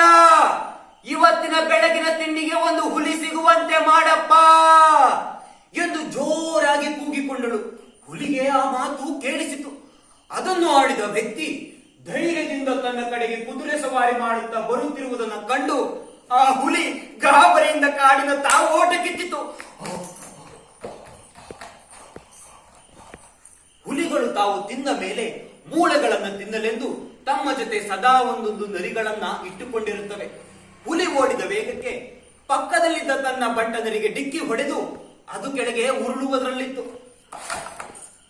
ಪ್ರಭು, ಪ್ರಭು, ನರಿ ಅರಿಚಿತು. ಎಷ್ಟು ಅವಸರದಲ್ಲಿ ಎಲ್ಲಿ ಹೊರಟಿದ್ದೀರಿ ಪ್ರಭು? ಆಗ ಹುಲಿ ಏದುಸಿರು ಬಿಡುತ್ತಾ ಹೇಳಿತು, ಓಡು ಓಡು, ನೀನು ಓಡು. ಆ ದೂರದ ಹೊಲದಲ್ಲಿ ಬೆಳಗಿನ ತಿಂಡಿಗೆ 3 ಹುಲಿ ತಿಂದ ಒಂದು ದೆವ್ವ ಕುದುರೆ ಏರಿ ಬರ್ತಿದೆ. ಇದನ್ನ ಕೇಳಿ ನರಿ ಗೊಳ್ಳನೆ ನಕ್ಕಿತು. ಪ್ರಭುಗಳ ಕಣ್ಣಿಗೆ ಬಿಸಿಲಿನ ಜಳ ಬಡಿದಿದೆ ಅನ್ಸುತ್ತೆ. ಅದು ಯಾವ ಕುದುರೆ ಸವಾರನವಲ್ಲ ಪ್ರಭು. ಒಬ್ಬ ರೈತರ ಹೆಂಗಸು ಗಂಡಸಿನ ವಯಸ್ಸು ತೊಟ್ಟು ಬಂದಿದ್ದಾಳೆ ಅಷ್ಟೇ ಪ್ರಭು. ಆಗ ಹುಲಿ ಓಡುವುದನ್ನ ನಿಲ್ಲಿಸಿ, ಹೌದೇ, ನಿನಗೆ ಚೆನ್ನಾಗಿ ಗೊತ್ತೇ? ಖಂಡಿತ ಗಣಿಗಳೇ, ಪ್ರಭುಗಳ ಕಣ್ಣಿಗೆ ಬಿಸಿಲಿನ ಜಳ ಬಡಿದಿದ್ದರೆ ಅವಳು ಹಿಂದ್ಗಡೆ ನೇತಾಡ್ತಿರೋ ಜಡೆ ಕಾಣಿಸಿರೋದು. ಆದ್ರೆ ಹೇಳಿ ಹುಲಿ ಪಟ್ಟು ಹಿಡಿಯಿತು. ನೀನು ತಪ್ಪು ತಿಳಿದಿದ್ದೀಯ ಅನ್ಸುತ್ತೆ. ಅದು ನೋಡೋಕೆ ದೆವ್ವ ಇದ್ದ ಹಾಗೆ ಇದೆ. ಅಷ್ಟೇ ಕಿರಿಗಿರೋ ಪ್ರಭು. ಒಬ್ಬ ಹೆಂಗಸಿಗೋಸ್ಕರ ಒಂದು ಹೊತ್ತು ಊಟ ಕಳ್ಕೊಳ್ಳೋದೆ. ಬನ್ನಿ ಪ್ರಭು, ಇಬ್ಬರು ಒಟ್ಟಿಗೆ ಹೋಗೋಣ. ಬೇಡ ಬೇಡ, ಅಲ್ಲಿಗೆ ಹೋದ ಮೇಲೆ ನೀನು ನನ್ನನ್ನು ಬಿಟ್ಟು ಓಡಿದರೆ? ಹಾಗಾದರೆ ನಮ್ಮಿಬ್ಬರ ಬಾಲಗಳನ್ನ ಒಂದಕ್ಕೊಂದು ಗಂಟು ಹಾಕೋಣ ಪ್ರಭು. ಆಗ ನಾನು ನಿಮ್ಮನ್ನು ಬಿಟ್ಟು ಹೋಗಲು ಸಾಧ್ಯವಿಲ್ಲ. ತನ್ನ ಪಾಲಿಗೆ ಬರಬೇಕಾಗಿದ್ದ ಮೂಳೆಗಳನ್ನ ಆ ಚತುರ ನರಿ ಬಿಟ್ಟು ಬಿಡಲು ತಯಾರಾಗಿರಲಿಲ್ಲ.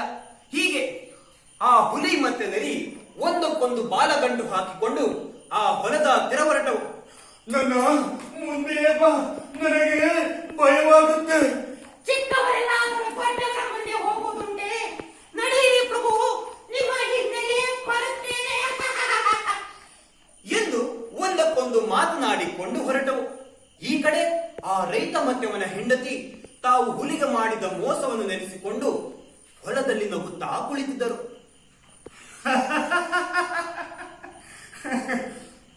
ಆ ಹುಲಿ, ಅಯ್ಯೋ,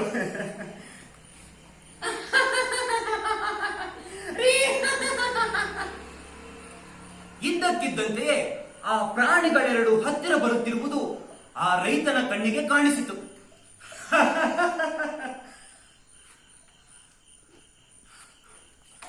ಓಡೆ ನಮ್ಮ ಕತೆ ಮುಗಿಯಿತು ಕಣೆ ಎಂದು ರೈತ ಕೂಗಿಕೊಂಡ.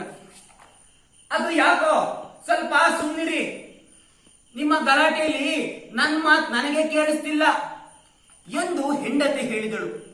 ಆ ಪ್ರಾಣಿಗಳೆರಡು ಹತ್ತಿರ ಬರುತ್ತಿರುವವರೆಗೂ ಕಾದು ನಮ್ರತೆಯಿಂದ ಹೇಳಿದಳು, ನರಿಯಣ್ಣ, ಇಂಥ ಕೊಬ್ಬಿದ ಹುಲಿಯನ್ನು ತಂದು ತುಂಬಾ ಉಪಕಾರ ಮಾಡಿದ್ದೀರಿ. ಒಂದು ನಿಮಿಷ ತಾಳು. ಈ ಹುಲಿಯನ್ನ ತಿನ್ನ ಮೇಲೆ ಮೂಳೆಯನ್ನ ತಿನ್ನುವಂತೆ ಎಂದು ಹೇಳಿದಳು. ಇದನ್ನ ಕೇಳಿಸಿಕೊಂಡ ಹುಲಿಗೆ ಹುಚ್ಚು ಹಿಡಿದಂತಾಗಿ ತನ್ನ ಬಾಲಕ್ಕೆ ನರಿಯ ಬಾಲ ಗಂಟು ಹಾಕಿಕೊಂಡಿರುವುದನ್ನು ಲೆಕ್ಕಿಸದೆ ಗಾಬರಿಯಿಂದ ಕಾಡಿನತ್ತ ಓಟ ಕಿತ್ತಿತು. ನೀನು ನನಗೆ ಮೋಸ ಮಾಡಿಬಿಟ್ಟೆ.